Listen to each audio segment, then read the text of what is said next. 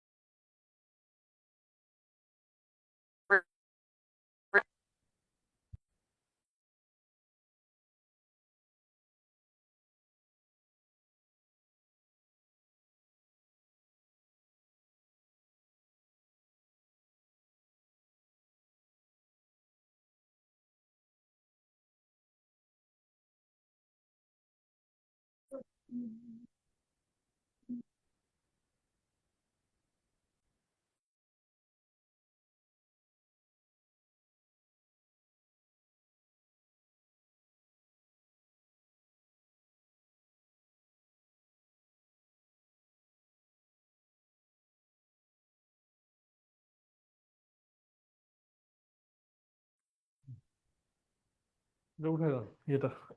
আসসালামু আলাইকুম। কেমন আছেন সবাই? আলহামদুলিল্লাহ স্যার, আপনি কেমন আছেন? আলহামদুলিল্লাহ, ভালো আছেন সবাই? জি স্যার। স্যার। আজকে তো আপনাদের লেকচার নাম্বার 8 নাকি? জি স্যার। জি স্যার। আচ্ছা, লেকচার নাম্বার 8, এটা টপিক হচ্ছে বাংলাদেশের সরকার ব্যবস্থা, Bangladesh government system and constitution. দুইটাই খুবই গুরুত্বপূর্ণ টপিক বর্তমান পরিবর্তিত প্রেক্ষাপটে। আমাদের সরকারের অবস্থাটা এবং বাংলাদেশের সংবিধান দুইটাই গুরুত্বপূর্ণ, যদিও সংবিধান নিয়ে অনেক আলোচনা পর্যালোচনা হচ্ছে। সংবিধান আদৌ বর্তমানে যে আমাদের 72-এর সংবিধান বলি, এটা থাকবে কিনা সেটা নিয়ে বর্তমানে আমরা আসলে দ্বিধায় আছি, যে এটা সংবিধান কি পরিবর্তন হবে কিনা বা আবার নতুন করে লিখা হবে কিনা। সংবিধান সরকার কমিশন, সংস্কার কমিশন গঠন হয়েছে, এটা আপনারা জানেন, প্রফেসর আলী রিয়াজের নেতৃত্বে। তো সংবিধান আপাতত আমাদের যেটা আছে, 72-এর সংবিধান, সেটাই আমরা পড়বো আজকের ক্লাসের জন্য। আর যদি কোনো ধরনের পরিবর্তন হয়, এটা তো আসলে পরের বিষয়। আশা করি আপনারা বুঝতে পারছেন সংবিধান নিয়ে আমি যে কথাটা উল্লেখ করেছি। প্রথমে আমরা বাংলাদেশের সরকার ব্যবস্থা এটা দিয়ে স্টার্ট করি। তাহলে একটু শিরোনামটা লিখেন, বাংলাদেশের সরকার ব্যবস্থা। বাংলাদেশের সরকার ব্যবস্থা।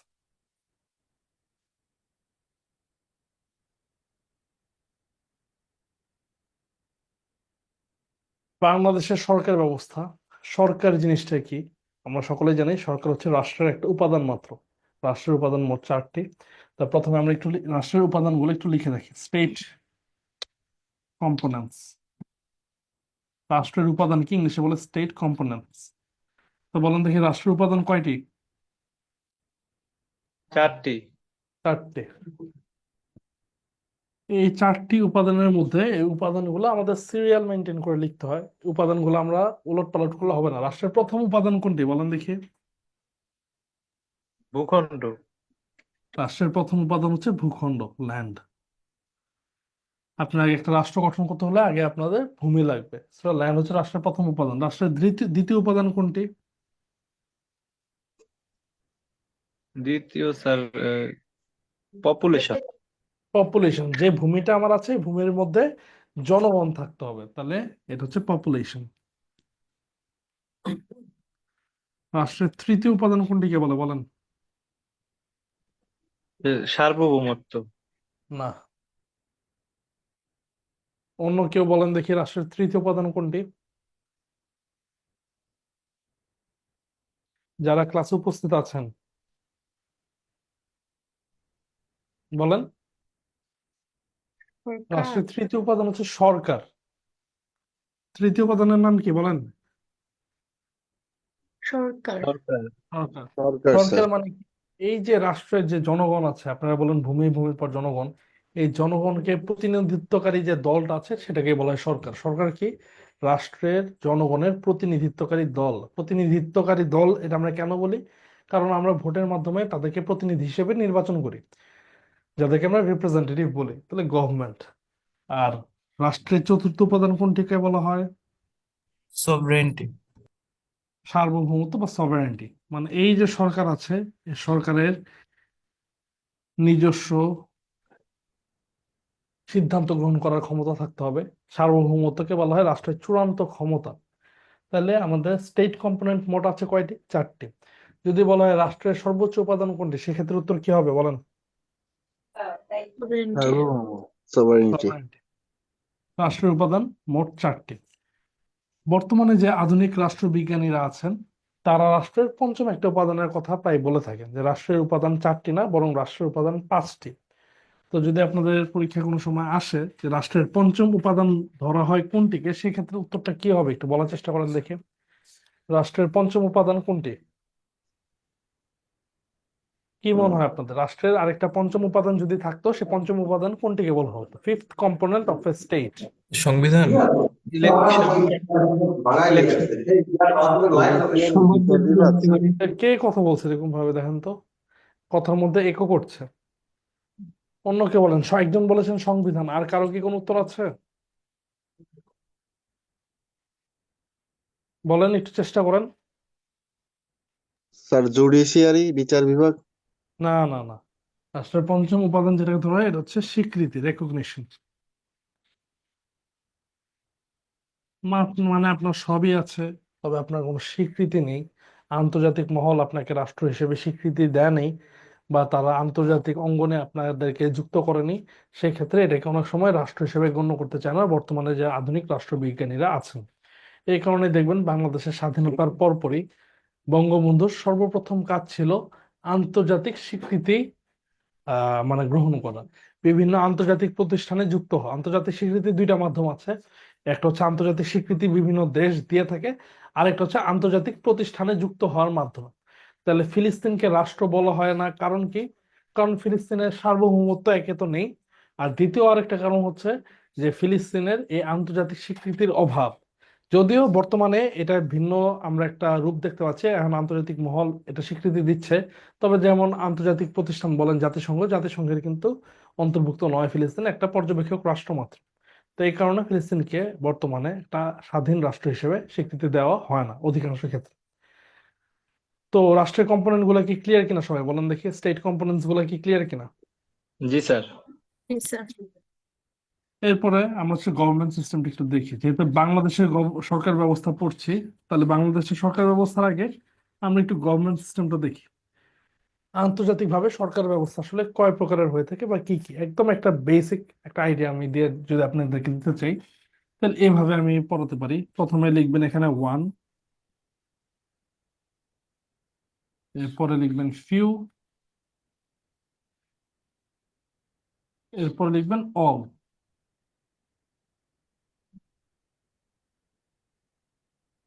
ওয়ান, ফিউ এবং অল, মানে যে সরকার ব্যবস্থা একজন দ্বারা নিয়ন্ত্রিত হয় সেটাকে আমি ওয়ান দ্বারা বুঝিয়েছি, যেটা কয়েকজন দ্বারা নিয়ন্ত্রিত হয় সেটাকে আমি ফিউ দ্বারা বুঝিয়েছি, যেটা সকল কর্তৃক নিয়ন্ত্রিত হয় সেটাকে আমি কি দ্বারা বুঝিয়েছি বলেন? অল। তাহলে বই পুস্তকে সাধারণত আপনারা এভাবে দেখবেন না, বই পুস্তকে আপনারা যেভাবে দেখবেন এটাকে বলা হয় অটোক্রেসি। অটোক্রেসিকে বাংলায় কি বলে বলেন দেখি? স্বৈরতন্ত্র। স্বৈর শাসন বা স্বৈরতন্ত্র, অটোক্রেসি। অটোক্রেসি প্রধানত দুই প্রকার। স্যার একটা একটা ঠিক আছে স্যার, লিখেন স্যার। প্রধানত দুই প্রকার, একটা হচ্ছে monarchy,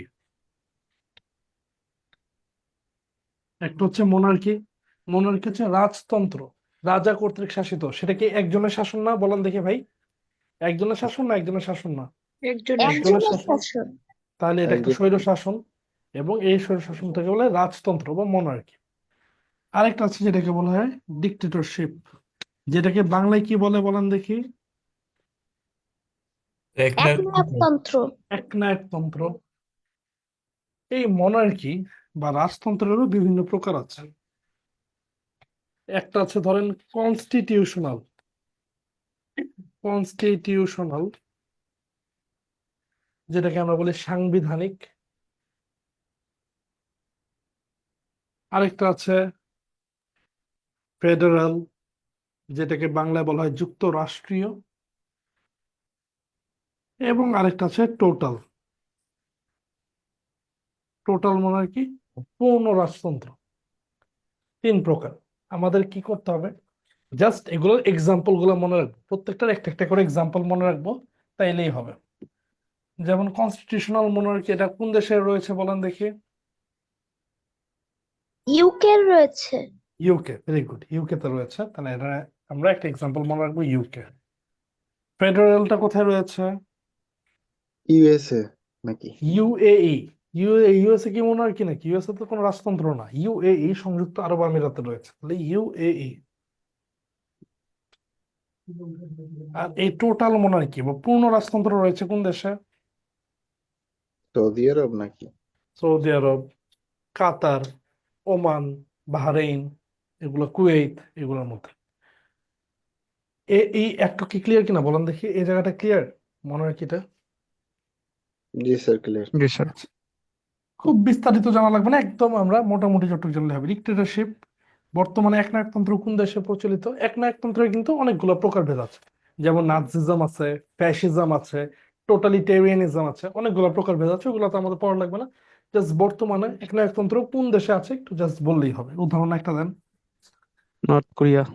north Korea, very good. তাহলে নর্থ কোরিয়া। উগান্ডাতে আছে 37 বছর ধরে। হ্যাঁ, উগান্ডাতে আছে, নর্থ কোরিয়াতে আছে, বাট বেশি প্রমিনেন্ট যেটা পরীক্ষা আসতে পারে এটা হচ্ছে নর্থ কোরিয়া। এই অটোক্রেসিটা মোটামুটি ক্লিয়ার কিনা বলেন দেখি, মোটামুটি ক্লিয়ার সবাই? জি স্যার, ক্লিয়ার। জি স্যার। কিছু লোক দ্বারা যখন শাসিত হয় তখন এটাকে কি বলা হয়? তখন এটাকে বলা হয় অলিগার্কি। অলিগার্কি বলা হয় কিছু লোক কর্তৃক যখন একটা দেশ শাসিত হয়। এটার একটা উদাহরণ আমাকে বলতে পারবেন কোন দেশের? দেখি, একটু চেষ্টা করেন। বর্তমানে রাষ্ট্র। কোন স্যার দেশে? Myanmar. Myanmar. Myanmar, very good, very good, military junta. Very good. Myanmar. Myanmar কাদের দ্বারা শাসিত হয়? জান্তা সরকার মিয়ানমারে জান্তা কর্তৃক শাসিত হয়। জান্তা হচ্ছে সামরিক জান্তা। তা এটা কি আসলে পুরো দেশ নাকি দেশের একটা গোষ্ঠী? তারা একটা গোষ্ঠী। একটা গোষ্ঠী গোষ্ঠী কর্তৃক শাসিত হয়। এরপরে আপনি বলতে পারেন চায়না। চায়নাও মূলত পলিট ব্যুরোর মাধ্যমে শাসিত হয়। চায়না যে এক না এক মানে প্রেসিডেন্ট নির্বাচিত হয়, যে কেউ কিন্তু প্রেসিডেন্ট প্রার্থীটা পেতে পারে না। ওদের একটা পলিট ব্যুরো আছে, পলিট ব্যুরোর মাধ্যমে তারা প্রেসিডেন্ট নির্বাচিত করতে পারে। তাহলে চায়নাও বলতে পারেন। স্যার পাকিস্তানও তো হতে পারে, তালেবান আছে, আর্মি আছে, আবার না না, নির্বাচিত পাকিস্তান না, সরকার পাকিস্তান আছে। না, পাকিস্তান, পাকিস্তান না। পাকিস্তান হচ্ছে অলের মধ্যে যাবে। অল, সকল কর্তৃক যখন শাসিত হয় তখন এটাকে কি বলা হয়? ডেমোক্রেসি। ডেমোক্রেসি। ডেমোক্রেসি। সকল কর্তৃক শাসিত হলে তখন সেটাকে বলা হয় ডেমোক্রেসি। ডেমোক্রেসির মধ্যে দুইটা মূল প্রকারভেদ আছে।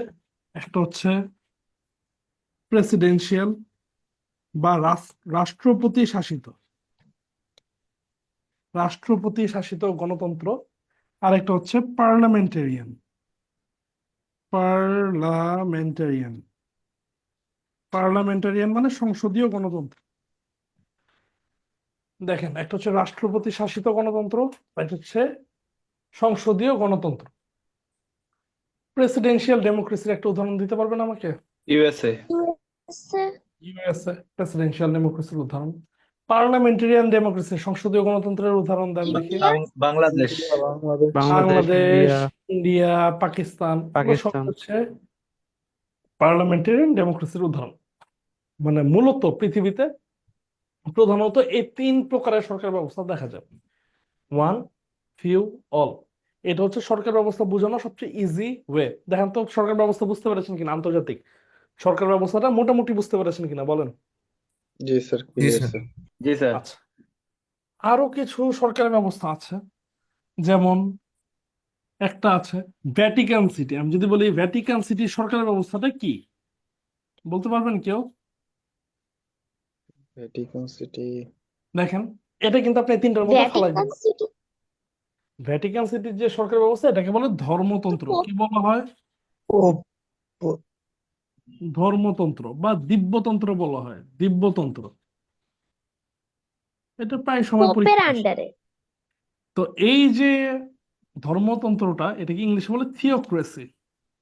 তাহলে ভ্যাটিকান সিটি একই ধরনের সরকার ব্যবস্থা আছে, ভ্যাটিকান সিটিতে থিওক্রেসি আছে। এটা হচ্ছে রেয়ার এক্সাম্পল, এর জন্য এটা মূল ধারার তিনটার মধ্যে আমি পড়াইনি থিওক্রেসি। আরেকটা আছে, যেমন এটাকে ইংলিশে বলে ক্লেপ্টোক্রেসি। ক্লেপ্টোক্রেসি, এগুলো সবই সরকার ব্যবস্থার উদাহরণ। ক্লেপ্টোক্রেসি, ক্লেপ্টোক্রেসি মানে হচ্ছে যখন করাপ্ট করাপ্ট পলিটিশিয়ানরা রাষ্ট্র পরিচালনা করে, করাপ্ট পলিটিশিয়ানরা রাষ্ট্র পরিচালনা করে, তখন এটাকে বলা হয় ক্লেপ্টোক্রেসি, করাপ্ট পলিটিশিয়ানস। যেমন বাংলাদেশ বলতে পারেন একটা ক্লেপ্টোক্রেসি। বাংলাদেশের politicians most of them are corrupt. তাদের দ্বারা যেহেতু দেশ পরিচালিত হচ্ছিল, তাহলে বাংলাদেশকে একটা ক্লেপ্টোক্রেসি বলতে পারেন। আবার বাংলাদেশের অন্তর্বর্তীকালীন সরকারকে তাহলে আমরা কি বলবো স্যার? এটাকে আমরা বলবো মেরিটোক্রেসি। মেরিটোক্রেসি মানে এই সরকারের প্রতিনিধিরা তাদের মেরিট বা মেধার মাধ্যমে স্ব জায়গায় আসীন হয়েছে।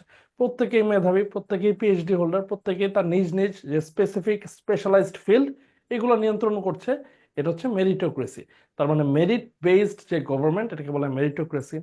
পলিটিক্স, যদি করাপ্ট পলিটিশিয়ান বেসড কোনো গভর্নমেন্ট ফর্ম করে তখন এটাকে বলে ক্লেপ্টোক্রেসি।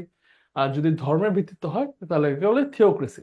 এই জাতীয় কিছু সরকার ব্যবস্থা দেখা যায়, তবে ওই তিনটা হচ্ছে প্রধান সরকার ব্যবস্থা, আর বাকি যেগুলো বললাম এগুলো হচ্ছে কিছুটা রেয়ার। দেখেন এই পর্যন্ত ক্লিয়ার কিনা সবাই? Sir clear sir. একটা এক্সটার্নাল কোশ্চেন করি স্যার, যে একটা দেশের জন্য স্যার পুঁজিবাদী সমাজ ব্যবস্থা বেশি ভালো না সমাজতন্ত্র ব্যবস্থা বেশি ভালো স্যার? আচ্ছা, একটা দেশের জন্য বর্তমান যদি আমি আন্তর্জাতিক অর্থনীতি এবং আন্তর্জাতিক বাণিজ্য যদি বিবেচনা করি, তাহলে সেই ক্ষেত্রে আমাদের পুঁজিবাদের দিকেই ধাবিত হতে হবে। তবে পরিপূর্ণ পুঁজিবাদ বা টোটাল ক্যাপিটালিজমের দিকে আমরা যদি না ধাবিত হয়ে মিশ্র গণতন্ত্র ব্যবস্থা, মানে মিশ্র অর্থনৈতিক ব্যবস্থা জারি রাখি, সেটা হচ্ছে সবচেয়ে বেস্ট হবে। মিশ্র বলতে ক্যাপিটালিজম এবং কমিউনিজমের একটা মিক্সচার থাকবে। কিছু কিছু ক্ষেত্রে কমিউনিজম প্রয়োজন আছে, যেন ধনী গরিবের মধ্যে একটা বড় ভেদাভেদ না দেখা যায়। যদি পরিপূর্ণ ক্যাপিটালিজম থাকে তাহলে ধনী আরো ধনী হয়ে যাবে, গরিব আরো গরিব হয়ে যাবে, এটা একটা চক্রের মধ্যে পড়ে যাবে। এটা ক্যাপিটালিজমের একটা খুব বাজে মানে সাইড। আবার মানে কমিউনিজম, কমিউনিজম তো আসলে কোনো রাষ্ট্রই কমিউনিস্ট রাষ্ট্র ছিল না কোনো সময়। Communism is the highest form of socialism বলা হয়, সোশ্যালিজমের সর্বোচ্চ স্তরটাকে বলা হয় কমিউনিজম। কোনো রাষ্ট্রই কমিউনিজম ছিল না। সোশ্যালিস্ট অনেক রাষ্ট্র ছিল, তবে সকল রাষ্ট্রেরই পতন ঘটেছে বা খারাপ পর্যায়ে চলে গিয়েছে। যেমন চায়নাও কিন্তু এখন সমাজতান্ত্রিক অর্থনীতিতে নাই, চায়নাও এখন মিশ্র অর্থনীতিতে প্রবেশ করেছে। তবে বর্তমান আমার হিসেবে মিশ্র অর্থনৈতিক ব্যবস্থাটা সবচেয়ে বেস্ট। ধন্যবাদ স্যার। আচ্ছা, আহ ঠিক আছে, তাহলে এবার হচ্ছে আমরা ইয়েতে যাই, স্টেট অর্গানস। একটু আমরা স্টেট কম্পোনেন্ট দেখলাম, এবার হচ্ছে স্টেট, আচ্ছা স্টেট অর্গান, সরি স্টেট অর্গানের আগে আমরা হচ্ছে বাংলাদেশের সরকার ব্যবস্থাটা একটু বলে নিই। তাহলে বলেন দেখি বাংলাদেশের সরকার ব্যবস্থা কি ধরনের? Democracy, unitary. Parliamentary. Bangladesh, parliamentary. আপনাকে যদি কেউ বলে যে বাংলাদেশের সরকার ব্যবস্থা কি ধরনের, তাহলে আপনার বলতে হবে বাংলাদেশের সরকার ব্যবস্থার বৈশিষ্ট্য দুইটি, বৈশিষ্ট্য ক্যারেক্টারিস্টিক্স বা ফিচার্স। বাংলাদেশ সরকার ব্যবস্থার বৈশিষ্ট্য দুইটি। প্রথমটা কি? বাংলাদেশের সরকার ব্যবস্থা হচ্ছে এক কেন্দ্রিক। এক কেন্দ্রিক হচ্ছে ইউনিটারি।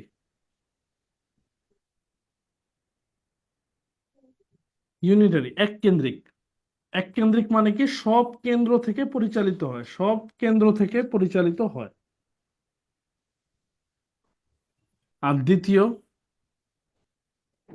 মন্ত্রিসভা শাসিত অথবা সংসদীয়, যেটাকে আমরা বলি পার্লামেন্টারিয়ান। পার্লামেন্টারিয়ান বা সংসদীয়।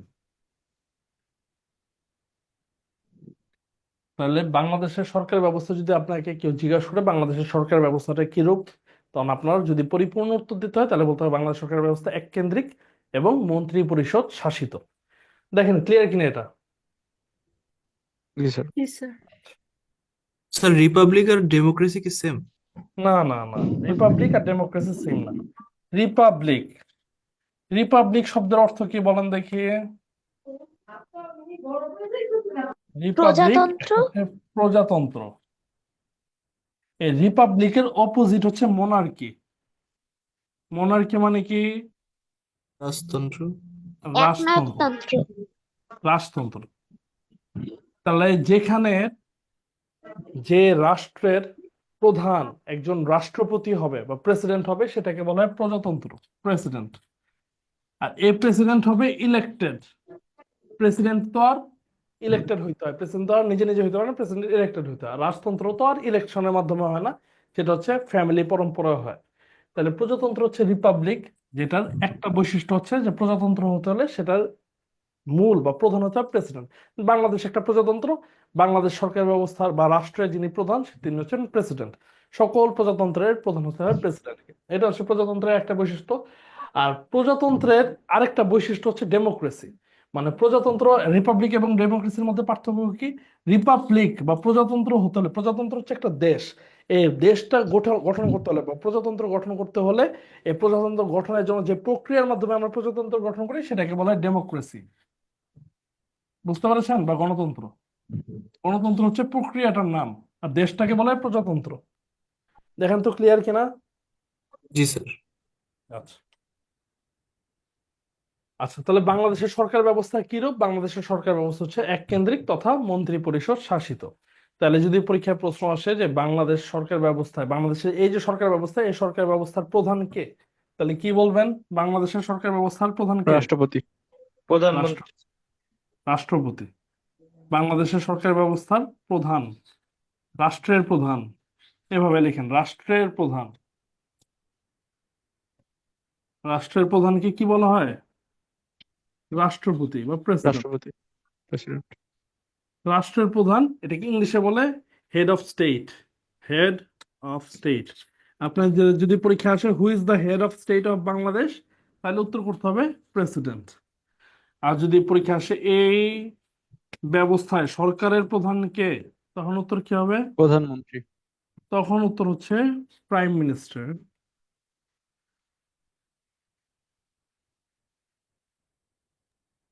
সরকার প্রধানকে ইংলিশে বলে head of government. Head of government. যদি বলে বাংলাদেশের সরকার প্রধান বা হেড অফ গভর্নমেন্ট কে, তখন কি বলতে হবে আপনার? Prime minister. Prime minister. এই head of government prime minister দেখে প্রাইম মিনিস্টারকে বলা হয় নির্বাহী প্রধান। কি বলা হয় বলেন দেখি? নির্বাহী প্রধান। নির্বাহী প্রধান। তবে সব নির্বাহী কাজ সূচনা করেন কে? রাষ্ট্রপতি। প্রেসিডেন্ট। তা নির্বাহী কাজ কার নামে শুরু হয়? প্রেসিডেন্টের নামে। শুরু হয়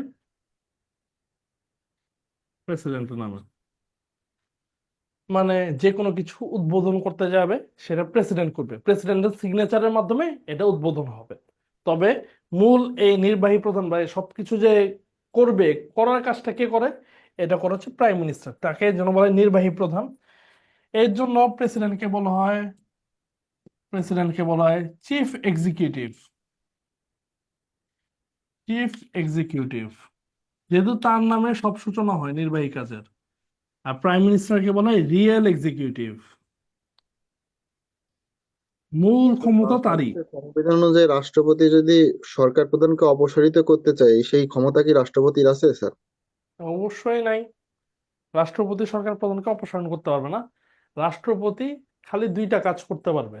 একটা হচ্ছে প্রধানমন্ত্রীকে নিয়োগ করতে পারবে রাষ্ট্রপতি, এবং প্রধান বিচারপতিকে নিয়োগ করতে পারবে রাষ্ট্রপতি। এই দুইটা নিয়োগ ব্যতীত অন্য সকল কাজে রাষ্ট্রপতি প্রধানমন্ত্রীর পরামর্শ নিয়ে করবে। এটা আমাদের সংবিধানে বলা আছে। মানে রাষ্ট্রপতির হাত পা বাঁধা সংবিধানের মাধ্যমে, যে একমাত্র প্রধানমন্ত্রীর নিয়োগ এবং প্রধান বিচারপতির নিয়োগ ব্যতীত অন্য সকল কাজ কি করবে? প্রধানমন্ত্রীর পরামর্শ অনুযায়ী করবে। এখন প্রধানমন্ত্রীর পরামর্শ অনুযায়ী কি প্রধানমন্ত্রীকে অপসারণ করতে পারবে? এটা তো অসম্ভব। সশস্ত্র বাহিনীর প্রধান রাষ্ট্রপতি না? সশস্ত্র বাহিনীর প্রধান রাষ্ট্রপতি না, এটাকে রাষ্ট্রপতি বলে commander in chief. Commander in chief মানে সর্বাধিনায়ক। সর্বাধিনায়ক মানে সশস্ত্র বাহিনীর, এটা আসলে প্রধান বলা হয় না, এটাকে সর্বাধিনায়ক উপাধি দেওয়া হয়, বুঝতে পারছেন? সশস্ত্র বাহিনীর প্রধান তো আর সর্বাধিক নায়ক না। সর্বাধিনায়ক না মানে এটা যুদ্ধের ময়দানে ব্যবহার করা হয় মূলত সর্বাধিনায়ক, কমান্ডার ইন চিফ। আর এমনি সশস্ত্র বাহিনীর প্রধান হচ্ছে প্রধানমন্ত্রী। আর যিনি প্রধানমন্ত্রী তিনি হচ্ছে সশস্ত্র বাহিনীর প্রধান। আর সর্বাধিনায়ক হচ্ছে রাষ্ট্রপতি। বুঝতে পেরেছেন কিনা বলেন? জি স্যার। জি স্যার। এই পর্যন্ত সবাই ক্লিয়ার? জি স্যার।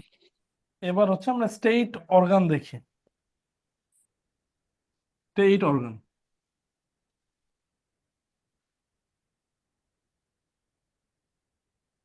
রাষ্ট্রের অঙ্গ কয়টি বলেন দেখি?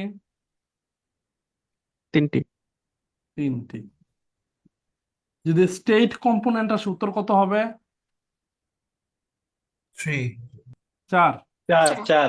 আর স্টেট 4। অর্গান আসলে উত্তর কত হবে? 3। স্যার স্টেট কম্পোনেন্ট 5টি না? না, 4টে। আমি বলছি যে যদি আসে পঞ্চম কোনটি, তাহলে আপনারা উত্তর করবেন স্বীকৃতি। 5টা না, 4টাই দিবেন, যেহেতু এটা এখনো স্বীকৃতি না। অনেক আধুনিক রাষ্ট্রবিজ্ঞানীরা বলে, বুঝতে পারছেন? ওকে। স্টেট অর্গানের মধ্যে প্রথমে আছে হচ্ছে the legislative.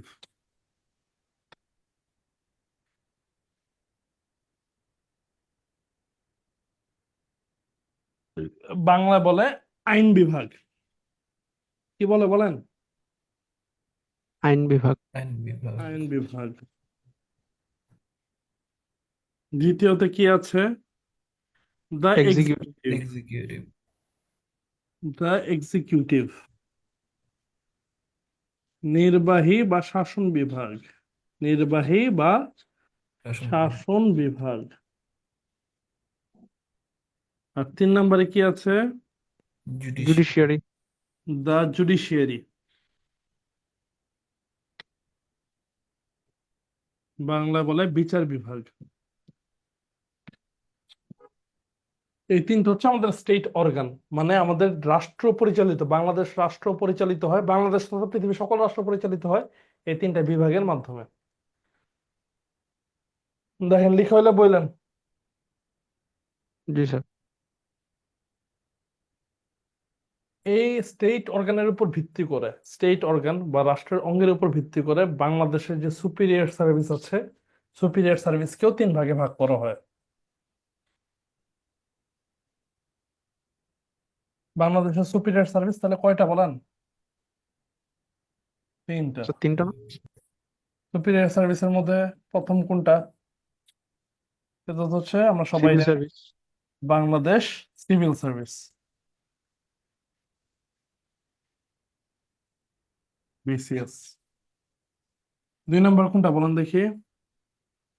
Judicial service, BJS যেটা। বাংলাদেশ জুডিশিয়াল সার্ভিস,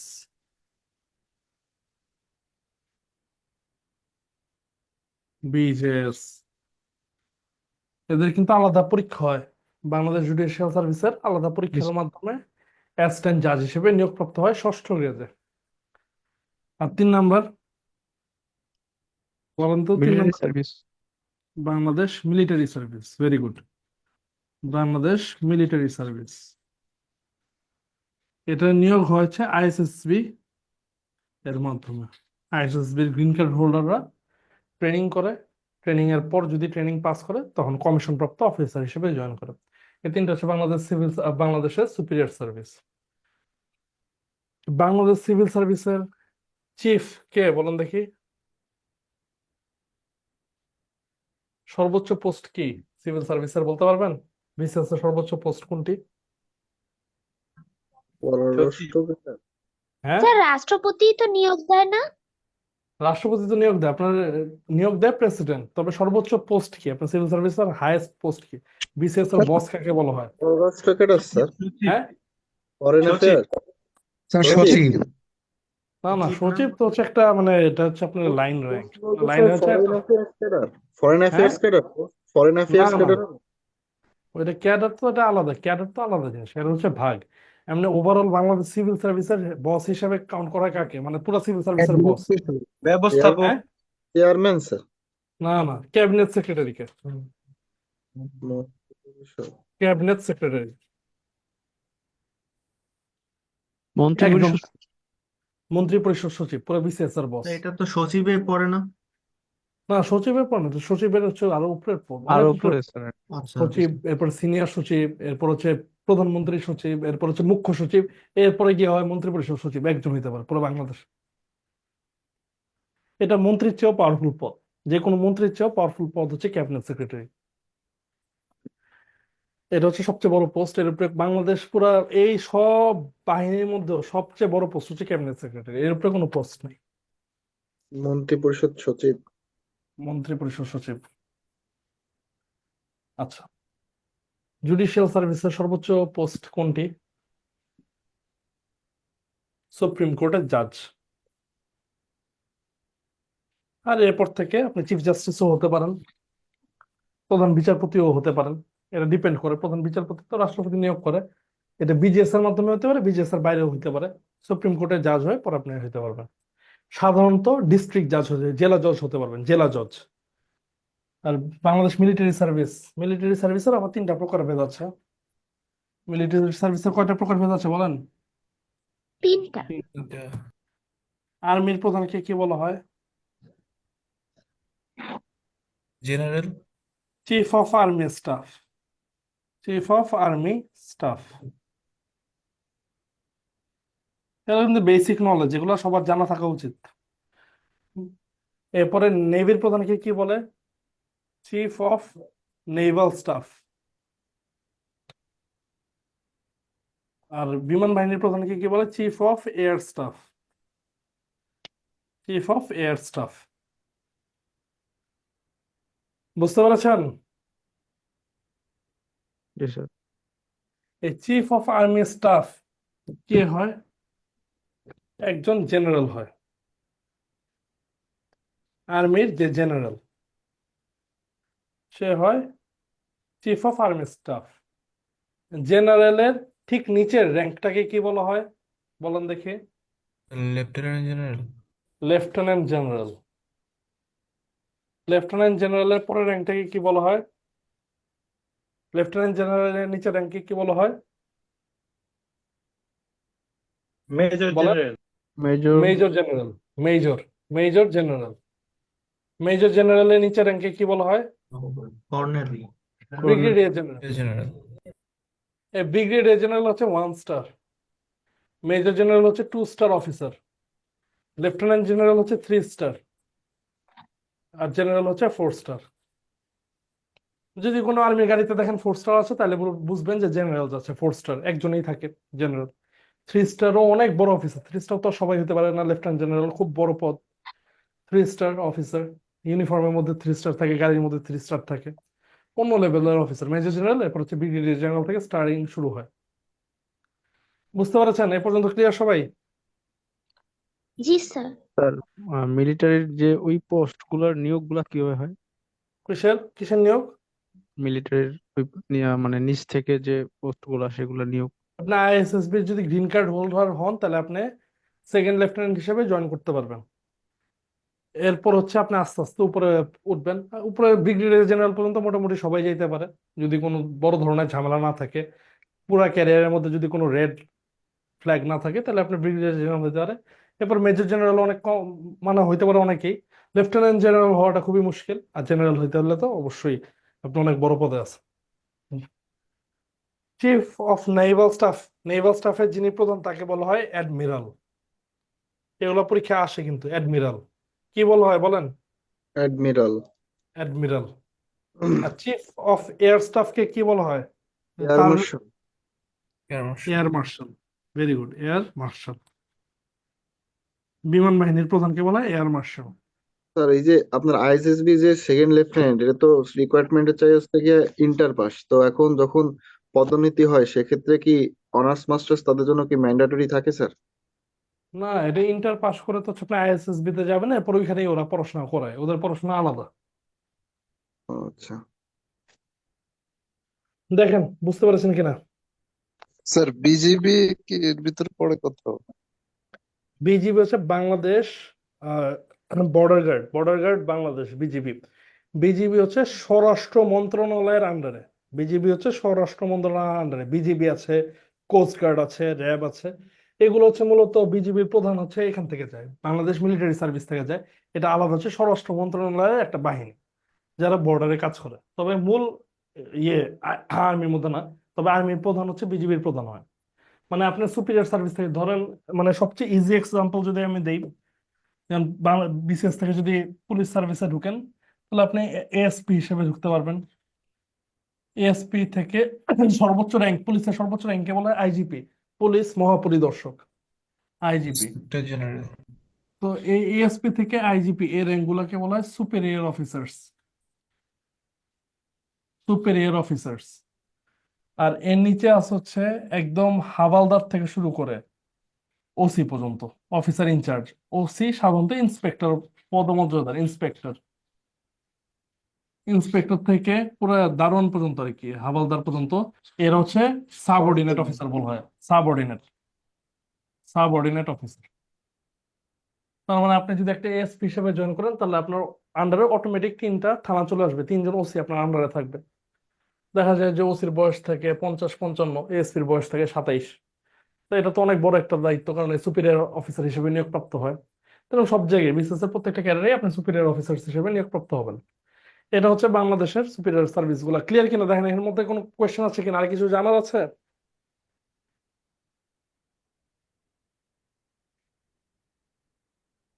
না স্যার। আচ্ছা। না স্যার। আর এগুলা পদের আরেকটা সুবিধা কি আছে, এগুলা পদের আরেকটা সুবিধা, সুপিরিয়র সার্ভিসের সুবিধা হচ্ছে আপনি সুপিরিয়র সার্ভিসে ঢুকলে আপনি যদি কোনো কারণে রিটায়ারমেন্ট করেন, রিটায়ারমেন্টের পরে আপনি হচ্ছে আরো সরকারি অনেক বড় বড় পদে নিয়োগপ্রাপ্ত হইতে পারেন। স্যার যেমন আমার আপনি, একটা প্রশ্ন আছে স্যার। যেমন এই আমি যে আমি শেষ করি, যেমন আপনি হচ্ছে ইলেকশন কমিশনার হিসেবে নিয়োগপ্রাপ্ত হইতে পারেন, ইলেকশন কমিশনার হিসেবে নিয়োগপ্রাপ্ত হওয়া যায়। এরপরে বিভিন্ন জায়গায় অ্যাম্বাসেডর হিসেবে নিয়োগ দেয়, যেমন বাংলাদেশের সাবেক আইজিপি কে সৌদি আরবের অ্যাম্বাসেডর করে পাঠানো হয়েছিল, অ্যাম্বাসেডর হয়ে নিয়োগ পেতে পারেন। এরপর হচ্ছে আপনি পিএসসি পাবলিক সার্ভিস কমিশনের মেম্বার হতে পারেন। পিএসসির মেম্বার হিসেবে আপনি যদি আপনার ওই ক্যাপাবিলিটি থাকে, অ্যাবিলিটি থাকে, আপনার চাকরির রেকর্ড যদি ভালো থাকে ইত্যাদি ভালো থাকলে আপনি পিএসসির মেম্বার হতে পারবেন। এরকম অনেক ধরনের আপনার সুযোগ সুবিধা থাকে। এছাড়াও ধরেন আপনি ওয়ার্ল্ড ব্যাংকে জব করতে পারবেন যদি আপনার স্পেশালিটি থাকে। ওয়ার্ল্ড ব্যাংকে পাঠায় ডেপুটেশনে, আইএমএফ এ ডেপুটেশনে পাঠায়, এরপরে ডাব্লিউটিও তে ডেপুটেশনে পাঠায়, এগুলোতে আপনি বিভিন্ন কাজে যাইতে পারবেন। আমরা আমরা যেমন ট্যাক্স আছে, আমাদের ট্যাক্স কনসালটেন্ট হিসেবে বিভিন্ন জায়গায় ডেপুটেশনে পাঠানো হয়, ট্যাক্স কনসালটেন্ট হয়ে যাওয়া যাবে, আইএমএফ এ যাওয়া যায়, ওয়ার্ল্ড ব্যাংকে যাওয়া যায়, ডাব্লিউটিও তে ট্যাক্সের কাজে বিভিন্ন জায়গায় ডেপুটেশনে যাওয়া যায়। এগুলো সুবিধা আর কি আপনারা পাবেন অ্যাভেল করতে সুপিরিয়র সার্ভিসে গেলে। স্যার স্যার যে আপনি আপনার কোন ক্যাডারের সুপারিশ প্রাপ্ত হয়েছেন? ট্যাক্স স্যার আপনাদের কি প্রশিক্ষণ অলরেডি শুরু হয়ে গেছে স্যার সাভারে? না, আমাদের হচ্ছে জানুয়ারি 1 তারিখে জয়নিং। আমাদের জয়নিং এর পর হচ্ছে দুই বছরের একটা কোর্স আর কি, আমাদের 2 বছর কোর্স, কারণ আমরা তো অফিস হেড হিসেবে জয়েন করি। অফিস হেড হিসেবে জয়েন করার সুবিধা তো এটাই যে অফিস হেড হিসেবে মানে আপনার উপরে কোনো কেউ থাকে না, আপনার উপর খালি জোনের কমিশনার থাকে। জোনের কমিশনার কিন্তু আপনার অফিস, আপনার যে বিল্ডিং এ আপনি অফিস করবেন এর উপরে আপনার উপরে কেউ থাকে না, আপনি অফিস হেড হিসেবে জয়েন করবেন। তো এটা সুবিধা হচ্ছে যে ইয়ে পুরো অফিস আপনার নিয়ন্ত্রণে থাকে, অফিসার হিসেবে জয়েন করা অনেক বড় ব্যাপার। আরেকটা সুবিধা হচ্ছে উপকর কমিশনার হিসেবে নিয়োগপ্রাপ্ত হয়, সরাসরি ডেপুটি কমিশনার হিসেবে পোস্ট পাওয়া যায়। কারণ আমাদের হচ্ছে মানে উপরের লাইনটা খুব ক্লিয়ার, খুব ইজি প্রমোশন পাওয়াটা, স্মুথ প্রমোশন পাওয়া যায়। আরেকটা ব্যাপার হচ্ছে যে 2 বছর ট্রেনিং, এই 2 বছরের মধ্যে ট্রেনিং এ আমাদের 4 মাস হয়, 4 থেকে 6 মাস হয় ট্যাক্স একাডেমিতে, বাংলাদেশ ট্যাক্স একাডেমিতে ট্রেনিং হয়। এরপরে 6 মাস হয় এফটিসি ফাউন্ডেশন ট্রেনিং, এটা সাভারে হয়।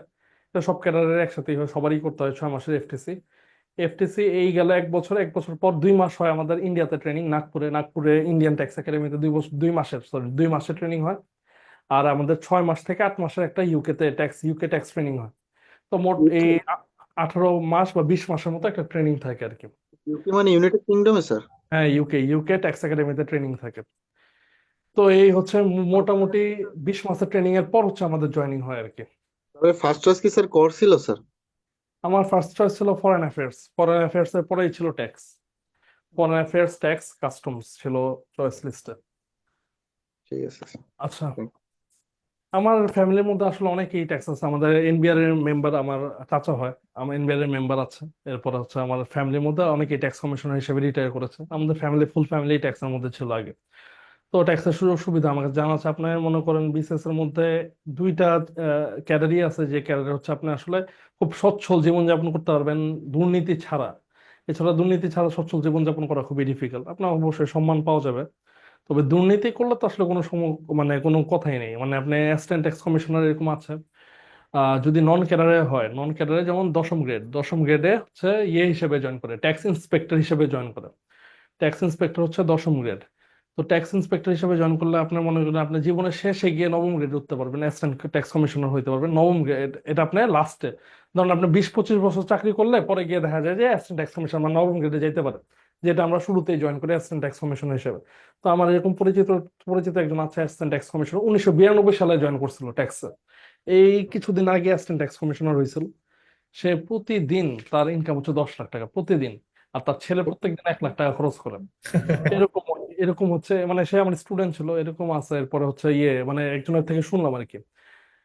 আর একটা হচ্ছে আপনার তো ওই যে ছাগল কাণ্ড দেখছিলেন না, 17 লাখ টাকা না 18 লাখ টাকাতে ছাগল কিনছিল না কিছু একটা, এরকম জি একটা স্যার, 17 জি লাখ স্যার। টাকা মনে হয় ছাগল। ওইটাও ছাগলেই ট্যাক্স, তো বাংলাদেশের এই অবস্থা স্যার। ওইটা এরপরেই তো মূলত এই অবস্থা হইলো আর আসলে কি, ব্যাপার ঠিক কি আছে। এটা কি দুর্নীতি, ধর্মীয় টোটালি বিশ্বাস করে না? 10 লাখ টাকা ইনকাম করলে পরকালে হিসাব দিতে হবে, তো এই হিসাব দিয়ে কোথায় পারো? এক্স্যাক্টলি এক্স্যাক্টলি, এটা তো একটা ব্যাপার আছে। আমি এরকম আরো দেখছি যে ট্যাক্সের মধ্যে তার পোস্টিং চট্টগ্রামে, তবে ঢাকা থেকে গিয়ে ক্লাস করে অফিস করে ডেইলি চট্টগ্রামে। তার পোস্টিং চট্টগ্রামে, তবে সে থাকে ঢাকায়। ডেইলি চট্টগ্রামে গিয়ে অফিস করে, কেমনে করে? সকালে প্লেনে যায়, এবার বিকালে প্লেনে ব্যাক করে। বুঝতে পারছেন? ডেইলি প্লেনে যাওয়া আসা করে সে চট্টগ্রামে গিয়ে অফিস করে। এই হচ্ছে অবস্থা। এটা আসলে মনে করেন অর্থ মন্ত্রণালয়ের একটা বিভাগ আছে যেটাকে বলে অভ্যন্তরীণ সম্পদ বিভাগ, ইংলিশে বলে ইন্টারনাল রিসোর্সেস ডিভিশন। ট্যাক্স এবং কাস্টমস এই দুইটা ক্যাডারের নিয়োগপ্রাপ্ত হয়েছে ইন্টারনাল রিসোর্স ডিভিশন, আইআরডি তে। আর এটা আমাদের তো এনবিআর আছে, ন্যাশনাল বোর্ড অফ রেভিনিউ, তো পুরোই ট্যাক্স এবং কাস্টমস এর। এটা একটা সুবিধা কি, আপনি যদি সচ্ছল ভাবে থাকতে চান তাহলে ধরেন একটাকে রিওয়ার্ড মানি বলে। কাস্টমসেও আছে, ট্যাক্সেও আছে রিওয়ার্ড মানি। অনেকে দেখবেন ফার্স্ট চয়েস কাস্টমস অথবা ট্যাক্স দেয়। রিওয়ার্ড মানিটা হচ্ছে এই কারণেই, যেটা হচ্ছে আপনি অনেক বড় অঙ্কের একটা টাকা পাবেন যদি আপনি কর ফাঁকি ধরতে পারেন। কর ফাঁকি ধরতে পারলে ধরেন আপনি 8 কোটি টাকা কেউ কর ফাঁকি দিয়েছে, 8 কোটি টাকা যদি কর ফাঁকি ধরেন এর 10% আপনি পাবেন, অটোমেটিক 10%। 8 কোটি টাকার 10% কিন্তু অনেক বড় একটা অ্যামাউন্ট, ঠিক আছে? তো এগুলো হুম। আপনি পাওয়ার সুবিধা থাকে। আবার কাস্টমস এর মধ্যে কেউ যদি স্বর্ণের চোরাচালান আটকে ফেলতে পারে, এয়ারপোর্টে স্বর্ণের একটা বড় চোরাচালান বা স্মাগলিং সে আটকেলো, তো ওইটা 10% তো অনেক টাকা হয়ে যায়। দেখা যায় যে 2-3টা ট্যাক্স রিওয়ার্ড পাইলে অনেক টাকা কামানো যায়, 5 কোটি 10 কোটি টাকা ট্যাক্স রিওয়ার্ডের মাধ্যমে কামানো যায়। তো এই একটা সুবিধা, ওইসব চিন্তা করেই আসলে ক্যাডার দেওয়া। এই জন্য ক্যাডার দিতে হইলে কিন্তু আগে সব ক্যাডার সম্পর্কে জানতে হয়, যে প্রত্যেকটা ক্যাডারের সুযোগ সুবিধা বা প্রোজ এন্ড কনস সবকিছু জানতে হয়। আরেকটা সুবিধা হচ্ছে 10টা থেকে 4টা হচ্ছে অফিস, এটা একটা সুবিধা। 10টা থেকে 4টে, এরপরে আপনার আর অফিসে কোনো কাজ নেই। 4টার দিকে আপনার অফিস শেষ, এরপর আপনি ফ্রি। তো এরকম অনেক সুবিধা আছে আর কি।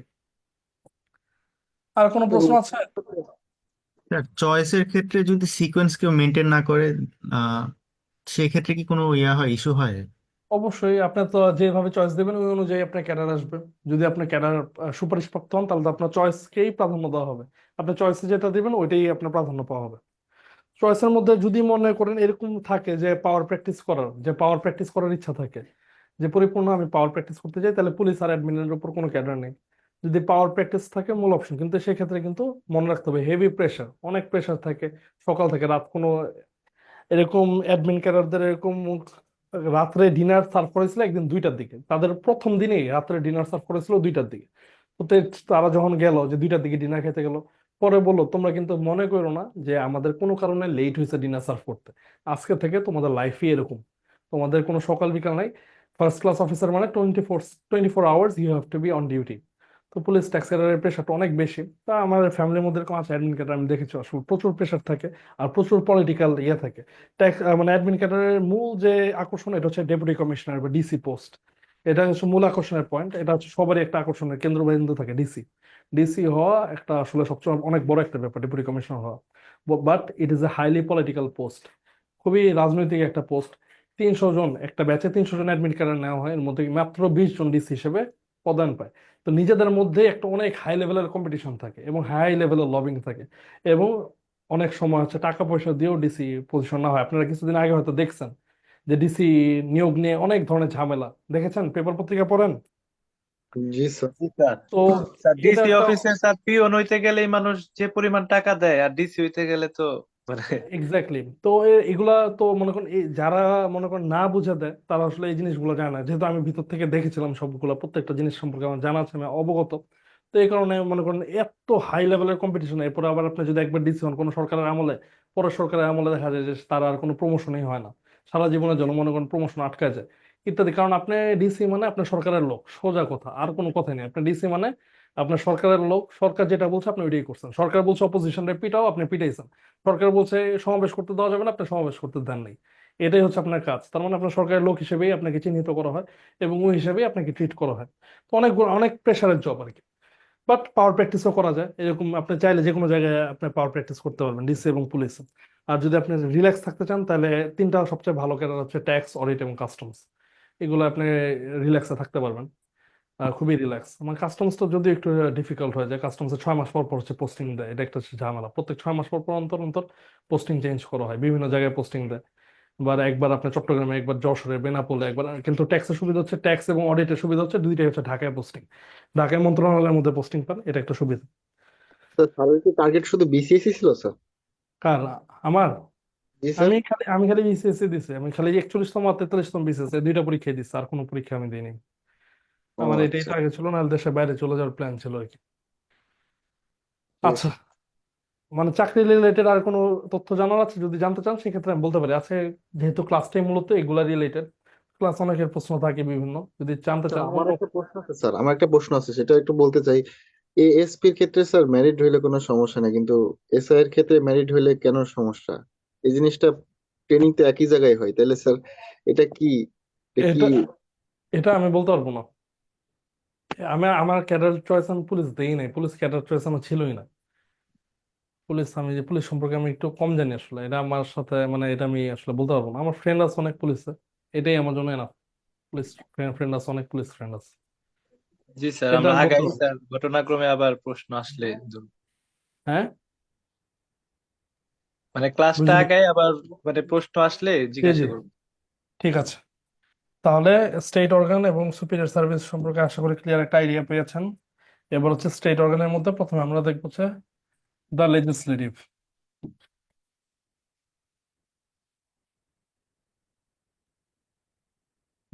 দ্য লেজিসলেটিভ বা আইন বিভাগ। বাংলাদেশের আইন বিভাগের প্রথমে আমরা লিখবো নাম। নাম হচ্ছে জাতীয় সংসদ। জাতীয় সংসদ, ইংলিশে এটাকে বলা হয় house of the nation. House of the Nations.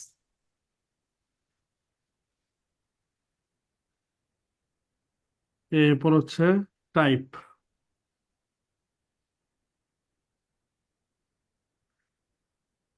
By cameral, oh sorry bicameral, unicameral. Unicameral, এটা কি স্যার? ইউনিক্যামেরাল। টাইপ মানে হচ্ছে কক্ষ। এক কক্ষ কক্ষ বিশিষ্ট। কয়টা আছে? কক্ষ, টাইপ অথবা চেম্বার। টাইপ অথবা চেম্বার মানে কক্ষ কয়টা আছে? কক্ষ, বাংলাদেশ কয় কক্ষ বিশিষ্ট সংসদ? এক কক্ষ বিশিষ্ট। এক কক্ষ। এককে ইংলিশে বলে ইউনি। আর যদি দ্বিকক্ষ হয় তাহলে হয় বাই ক্যামেরাল। ইংলিশ হচ্ছে বাই। বাংলাদেশ যেহেতু এক কক্ষ তাহলে ইউনিক্যামেরাল।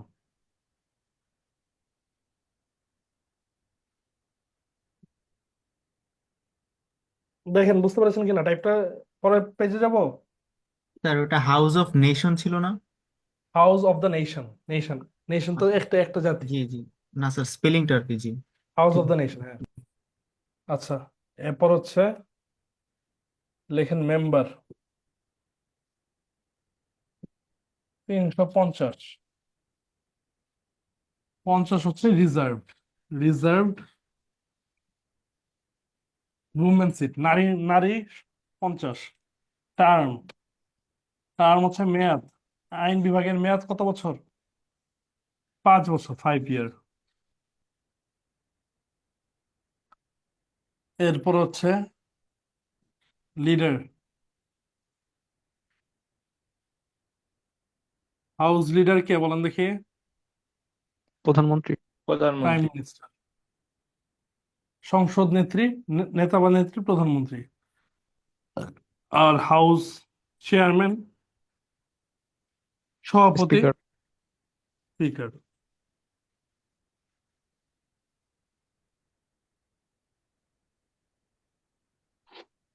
লিখা হলে বললেন। জি জি স্যার। স্যার। 50 জন যে স্যার নারী, এটা কি স্যার মানে ভোটের মাধ্যমেই হয় নাকি? হ্যাঁ, ভোটের মাধ্যমে হয়, এরপর হচ্ছে মনোনয়নের মাধ্যমে হয়। মনোনয়ন, মনোনয়ন দেয় যে রাজনৈতিক দলগুলো নির্বাচনে এসেছে তাদের মানে আসন সংখ্যার উপর ভিত্তি করে তারা মনোনয়ন দিতে পারে, মনোনয়নের মাধ্যমে হয়। নিজেদের মধ্যে ভোটাভুটি হয়। স্পিকার, স্পিকার থেকে একটা তথ্য লিখে রাখেন, কাস্টিং ভোট প্রদান করে। কাস্টিং ভোট প্রদান করে কে? উত্তর কি হবে? স্পিকার। স্পিকার। কাস্টিং ভোট প্রদান করে স্পিকার।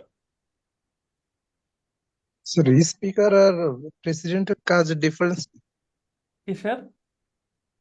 প্রেসিডেন্ট আর স্পিকার? স্পিকার তো হচ্ছে জাতীয় সংসদে, জাতীয় সংসদে যিনি জাতীয় সংসদ সভাপতি তাকে বলে স্পিকার। মানে সংসদের ডেকোরাম, সংসদের কোরাম ঠিক আছে কিনা, এরপর হচ্ছে সংসদের কার্যবিধি ঠিক আছে কিনা, বন্টন বিধি ঠিক আছে কিনা, এসব নির্ধারণ করা হচ্ছে স্পিকারের কাজ। বুঝতে পেরেছেন? জি স্যার।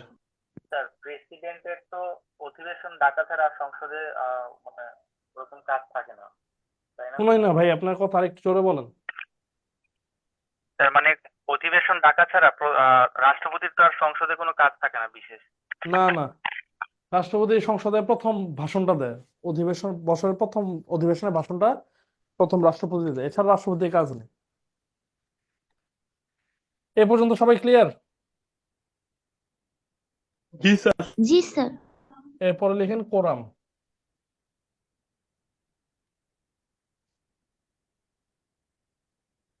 কোরাম কোরাম হচ্ছে কমপক্ষে 60 জন সংসদ সদস্যের উপস্থিতি কে কোরাম বলে, লেখেন কমপক্ষে 60 জন সংসদ সদস্যের উপস্থিতিকে কোরাম বলা হয়।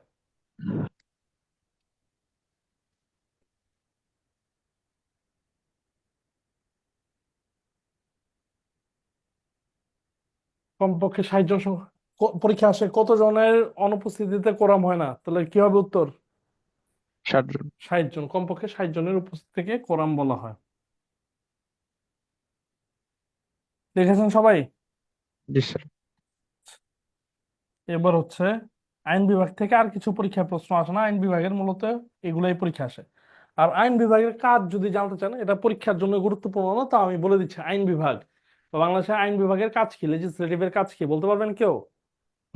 আইন তৈরি করা, সংশোধন করা, বাতিল করা, ভেরি গুড। আইন তৈরি, আইন প্রণয়ন, আইন প্রেসিডেন্ট বাতিল। নির্বাচন, এরপরে শাসনের, প্রেসিডেন্টের নির্বাচনের কাজ করে, প্রেসিডেন্টের বিচারিক কাজ করে, সরকার প্রেসিডেন্টের অভিশংসনের কাজ করে। প্রেসিডেন্টের অভিশংসন করা হচ্ছে আহ আহ, সংসদ, জাতীয় সংসদ হচ্ছে প্রেসিডেন্টের অভিশংসন করে বাজেট 2/3 পাস করা, ভোটের মাধ্যমে।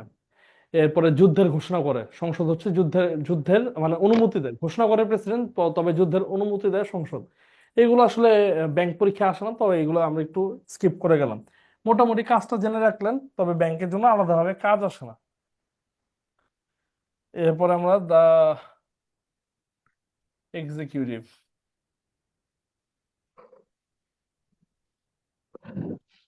নির্বাহী বিভাগ। নির্বাহী বিভাগের নাম হচ্ছে কি বলেন? বাংলাদেশ বাংলাদেশ সচিবালয়, সচিবালয়, বাংলাদেশ সেক্রেটারিয়েট।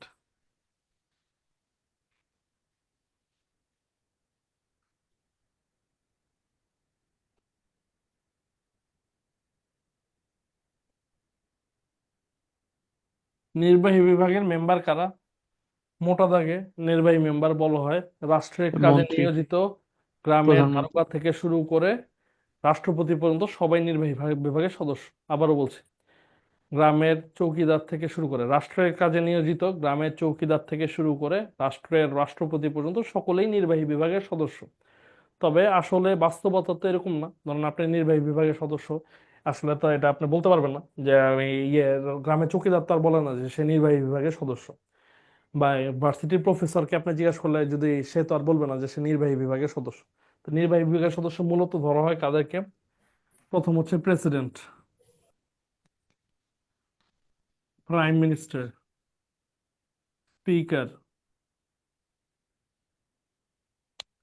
এরপরে সংসদ সদস্যরা, এমপি, এবং সর্বশেষ হচ্ছে সিভিল সার্ভেন্ট। সিভিল সার্ভেন্ট যারা বিভিন্ন স্যার পদে, মিলিটারি, ডিফেন্সের। মিলিটারিও হয়, মিলিটারিও আছে, মিলিটারি। এসবের ভিত্তিতেই সুপিরিয়র অফিসার বাইর করা হয়েছে আর কি, মিলিটারি।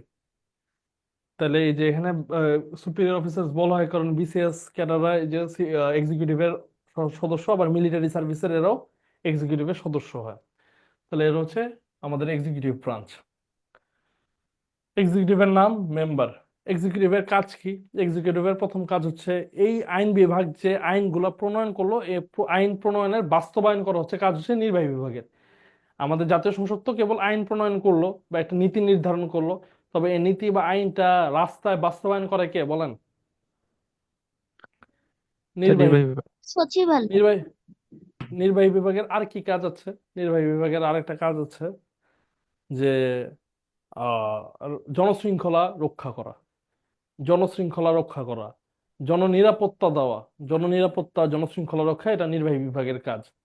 এরপরে কি কাজ আছে নির্বাহী বিভাগের? নির্বাহী বিভাগের কাজ হচ্ছে বাংলাদেশের সার্বভৌমত্ব রক্ষা করা। সার্বভৌমত্ব রক্ষা করে কিভাবে? বাংলাদেশের বর্ডার সিকিউর করে।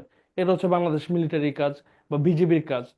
এরপরে কোস্ট গার্ডের কাজ, নেভির কাজ, এয়ারফোর্সের কাজ, মানে বাংলাদেশের মিলিটারি সার্ভিসের কাজ। এরপরে আর কি আছে? আরেকটা হচ্ছে বৈদেশিক সুসম্পর্ক রক্ষা করা, এটা হচ্ছে বাংলাদেশ ফরেন সার্ভিসের কাজ। তো এগুলো হচ্ছে মূলত বাংলাদেশের এক্সিকিউটিভ বলা হয়। দেখেন ক্লিয়ার কিনা এক্সিকিউটিভটা?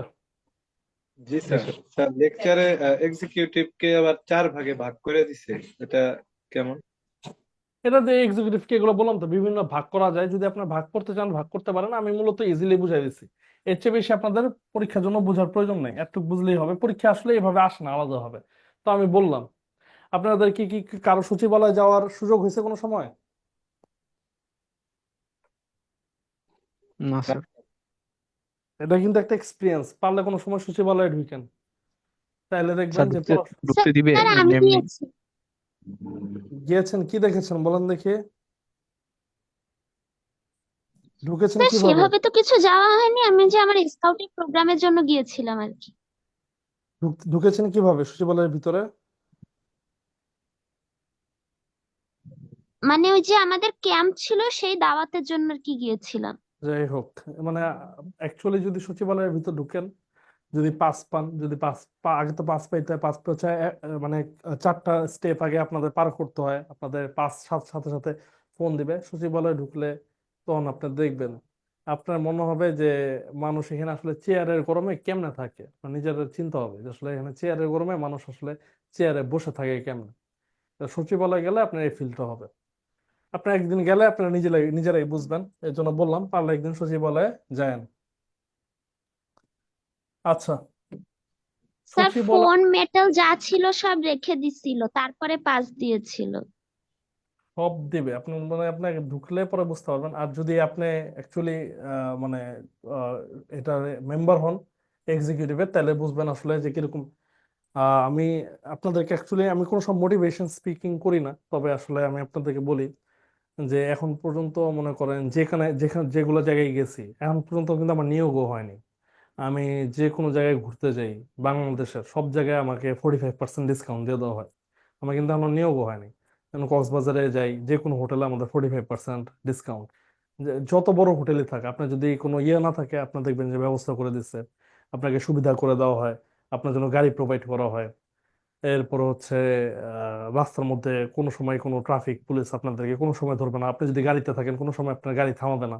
যদি জানে যে গাড়ির মধ্যে আপনি আছেন, অবশ্যই গাড়ির উপরে তো আপনার লোগো থাকবে বা আপনার স্টিকার প্রদান করা হবে, আপনার গাড়ি থামাবে না, গাড়ি আটকাবে না। আপনার ফোন কলে দেখবেন অনেক সুবিধা পাচ্ছে আপনার পরিবারের সদস্যরা। তো বাংলাদেশ সিভিল সার্ভিসের এগুলো হচ্ছে কিছু প্রিভিলেজ যেগুলো আপনি পাবেন, যে কোনো ক্যাডারই হন আপনি এই প্রিভিলেজ গুলো পাবেন। ইভেন আপনি রেলওয়ে ক্যাডারে থাকেন যদি, মানে আপনি ইভেন আমি দেখা গেছে যে আমার ফ্যামিলির একজন ট্রেনের টিকিট পাইতেছিল না, ট্রেনের সব টিকিট বুক হয়ে গেছিল, পরে ফোন দিছিলাম, সাথে সাথে ট্রেনের টিকিট দিয়ে দিছে। তো এরকম অনেক ধরনের সুবিধা আপনি উপভোগ করতে পারবেন যদি সিভিল সার্ভিসে আসেন। তো আমি সবাইকে মানে বলি, যদি অ্যাকচুয়ালি ইচ্ছা থাকে যে দেশে থাকা, বাংলাদেশে থাকা, সেক্ষেত্রে civil service is the best option যদি থাকতে চান আর কি। আর যদি দেশে বাইরে যেতে চান তাহলে হচ্ছে ওইটাও একটা ভালো অপশন। বাইরে গেলে আরেকটা সুবিধা আছে, আরেকটা সিভিল সার্ভিসের আরেকটা বড় সুবিধা হচ্ছে আপনি 5 বছর একটা পেইড লিভ পান, বাইরে গিয়ে পড়াশোনার একটা সুযোগ পান, মাস্টার্স কাম পিএইচডি করার সুযোগ পান, 3.5-4 কোটি টাকার একটা স্কলারশিপ দেয় সরকার। এটা তো অন্য কোথাও আপনি পাবেন না। ধরেন আপনি হার্ভার্ড বলেন, অক্সফোর্ড বলেন, কেমব্রিজ বলেন, স্ট্যানফোর্ড বলেন, এগুলো সব জায়গায় আমাদের সিভিল সার্ভিস থেকে স্টুডেন্টরা যায়। তো গিয়ে পড়াশোনা করতেছে, পিএইচডি ডিগ্রি হোল্ড করতেছে, মাস্টার্স করতেছে, 5 বছর পেইড লিভে থাকতেছে, সে অটোমেটিক প্রমোশন পেয়ে যাচ্ছে, অনেক সুবিধা পাওয়া যায় আর কি। তার কারণ অনেকগুলো স্কলারশিপ আছে, prime minister scholarship, fellow scholarship, commonwealth scholarship, IMF scholarship, world bank scholarship, সবগুলো সিভিল সার্ভিসের স্টুডেন্টরা অ্যাভেল করতে পারে।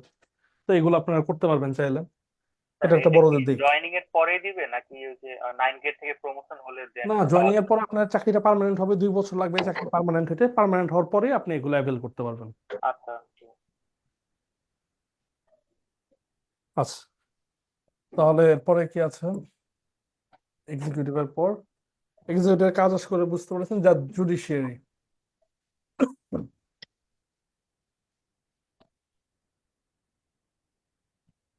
দ্য জুডিশিয়ারি,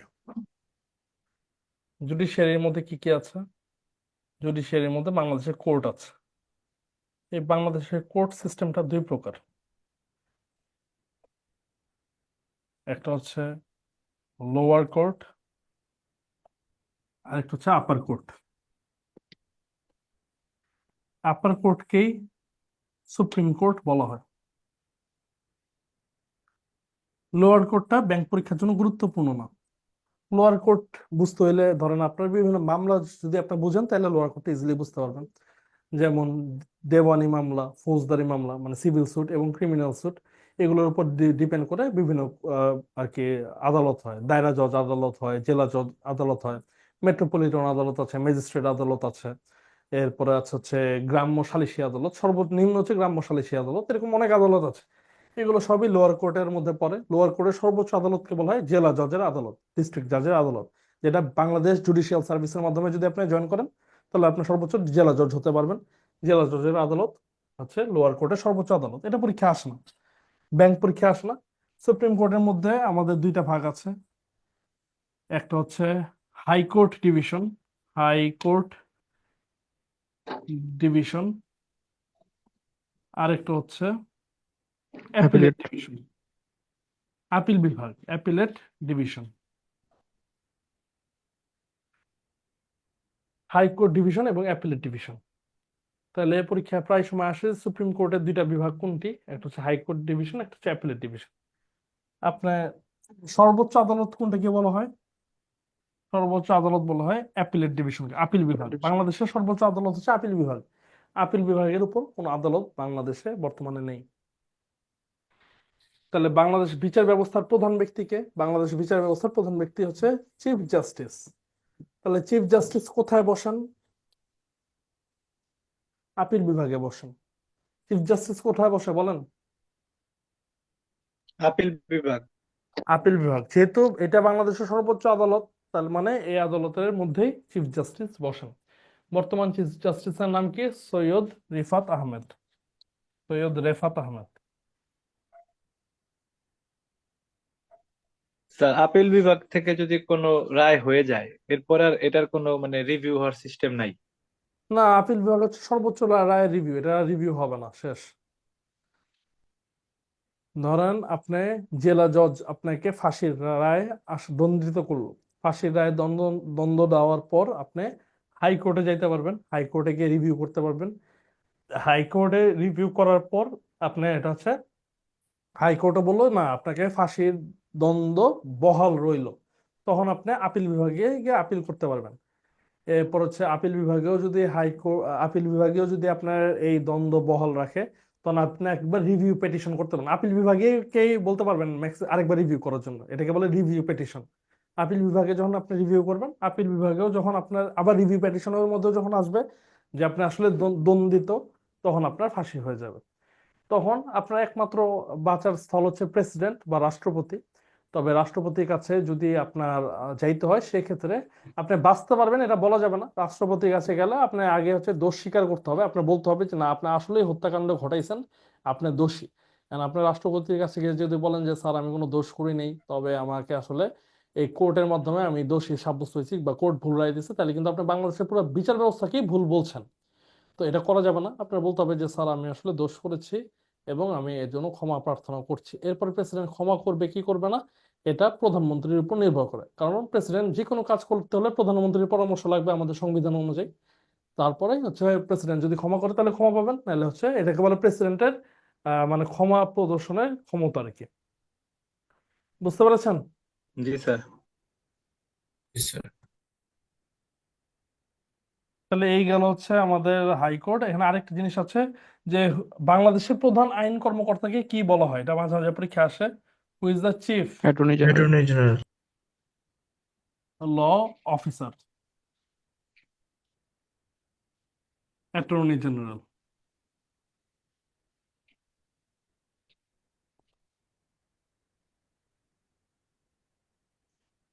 অ্যাটর্নি জেনারেল, বর্তমানে অ্যাটর্নি জেনারেল নাম হচ্ছে মোহাম্মদ নুরুজ্জামান।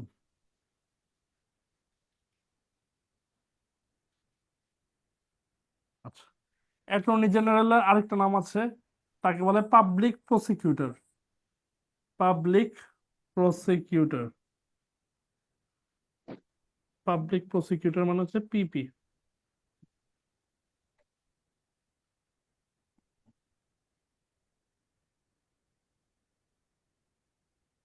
দেখেন ক্লিয়ার কিনা? জি স্যার। আচ্ছা, তাহলে এইগুলো হচ্ছে বাংলাদেশের সরকার ব্যবস্থার একটা মানে সংক্ষিপ্ত আলোচনা। এবার হচ্ছে আমরা বাংলাদেশের সংবিধানে যাই। সরকার ব্যবস্থা নিয়ে আর কোনো প্রশ্ন আছে? প্রশ্ন না থাকলে স্যার। করতে পারেন। না থাকলে সংবিধানে যাই। কনস্টিটিউশন কনস্টিটিউশন থেকে পরীক্ষায় প্রশ্ন আসার সম্ভাবনা খুবই কম, এমনিই কম প্রশ্ন আসতো, এখন সম্ভাবনা আরো কম, যেহেতু আপনারা জানেন বাংলাদেশের সংবিধান সংস্কার কমিশন গঠন করা হয়েছে এবং খুবই শীঘ্রই আমাদের সংবিধানের মধ্যে একটা ব্যাপক পরিবর্তন হয়তো আমরা দেখতে পারি। এমনও হতে পারে যে সংবিধান বাতিলও হয়ে যেতে পারে, হয় বাতিল হবে অথবা সংবিধানটা ব্যাপক একটা পরিবর্তন আসবে। এই কারণে সংবিধান থেকে প্রশ্ন আসার সম্ভাবনা খুব কম, তবে সংবিধান নিয়ে কিছু সাধারণ আলোচনা করা যেতে পারে এবং বর্তমান সংবিধানে কিছু গুরুত্বপূর্ণ দিক আমরা আলোচনা করতে পারি যেগুলো হয়তো পরীক্ষায় আসতে পারে। তাহলে প্রাথমিক আলোচনা একটু করি, সংবিধান থেকে প্রাথমিক আলোচনা। প্রাথমিক আলোচনা বলেন দেখি, সংবিধান কাকে বলে? স্যার রাষ্ট্রের সর্বোচ্চ আইন। সংবিধান হলো রাষ্ট্রের স্যার রাষ্ট্র সর্বোচ্চ আইন। পরিচালনার জন্য সর্বোচ্চ আইন। রাষ্ট্রের সর্বোচ্চ আইন, রাষ্ট্র পরিচালনা সর্বোচ্চ আইনকে বলে সংবিধান। তার মানে supreme law of the land. রাষ্ট্র পরিচালনার সর্বোচ্চ আইনকে বলে সংবিধান, supreme law of the land. সংবিধান কি? রাষ্ট্রের সর্বোচ্চ আইনকে সংবিধান বলা হয়।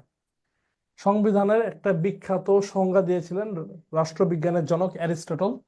অ্যারিস্টটলের এই সংজ্ঞাটা মাঝে মাঝে পরীক্ষা আসে। অ্যারিস্টটলের এই সংজ্ঞাটা কি? এটা হচ্ছে রাষ্ট্র দাঁড়ান, এই কনস্টিটিউশন আগে লিখে দিই। Constitution is the way of life, is the way of life that the state has chosen for itself. A constitution is the way of life that the state has chosen for itself. মানে রাষ্ট্র কর্তৃক পছন্দকৃত জীবন প্রণালী সংবিধান বাংলায় বলে। তবে আপনাদের যেহেতু প্রশ্নটা ইংলিশে আসে, জন্য ইংলিশটাই লিখে দিলাম। বাংলায় বলে রাষ্ট্র কর্তৃক পছন্দকৃত জীবন প্রণালী সংবিধান। A constitution is the way of life that the state has chosen for itself. দেখেন ক্লিয়ার কিনা? জি স্যার। সংবিধানের প্রকারভেদ, টাইপ। সংবিধান কয় প্রকার? দুই প্রকার। একটা হচ্ছে রিটেন আর একটা হচ্ছে আনরিটেন, লিখিত এবং অলিখিত। পৃথিবীর ম্যাক্সিমাম দেশের সংবিধানই হচ্ছে লিখিত, তবে অলিখিত সংবিধান আছে 4টা দেশের। এটা মাঝে মাঝে পরীক্ষা আসে। নিচের কোন দেশের সংবিধান অলিখিত? এটা মনে রাখার উপায় হচ্ছে এরকম মনে রাখবেন, NESS, নেস। এন দিয়ে হচ্ছে নিউজিল্যান্ড, নিউজিল্যান্ড। ইতে হচ্ছে ইংল্যান্ড,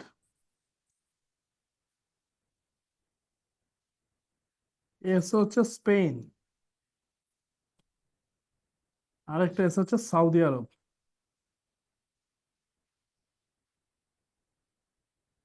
এই 4টা দেশের সংবিধান কি? অলিখিত। লিখে হলে বললেন। জি স্যার, হয়েছে। জি স্যার হয়েছে। আমাকে বলতে পারবেন অলিখিত সংবিধান বলতে কি বোঝায়?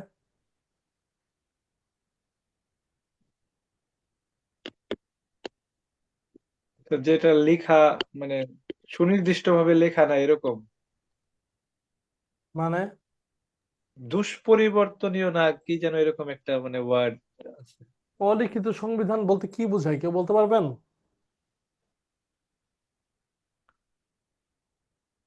সুনির্দিষ্ট করে কিছু মানে লেখা থাকে না, বাট কিছু নিয়ম রীতি প্রচলিত আর কি, ওই রীতিতে না, এরকম সবকিছু। না।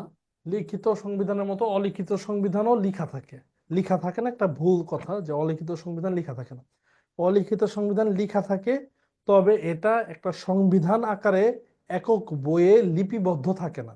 এটা সংবিধান আকারে যেমন আমাদের একটা বইয়ে লিপিবদ্ধ আছে, এরকম এককভাবে লিপিবদ্ধ থাকে না, তবে লিখা থাকে। ধরেন সৌদি আরবের কথা যদি চিন্তা করেন, সৌদি আরবের সংবিধান হচ্ছে কোরআন এন্ড সুন্নাহ, কোরআন এন্ড সুন্নাহ।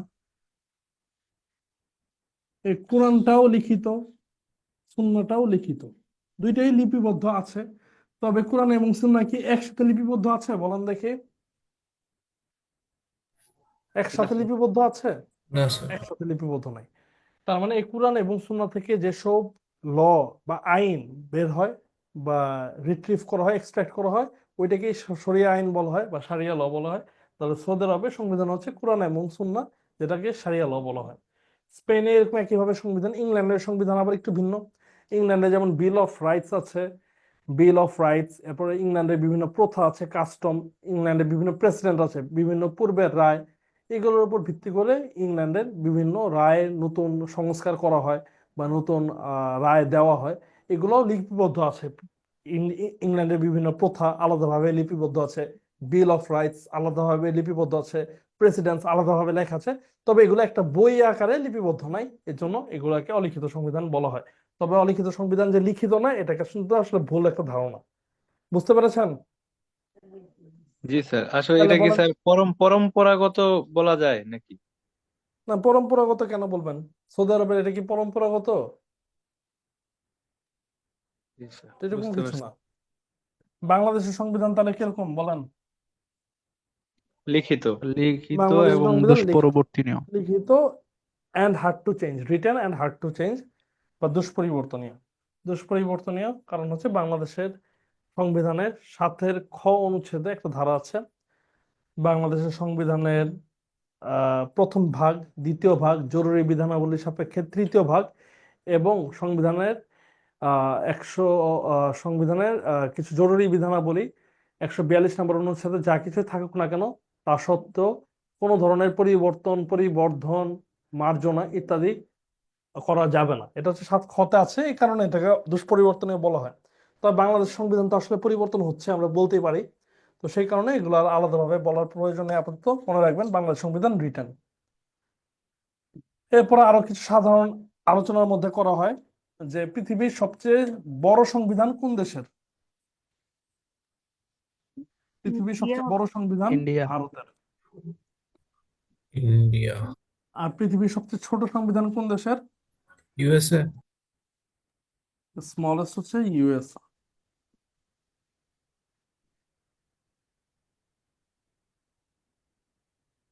দেখেন হয়েছে কিনা, লিখেছেন?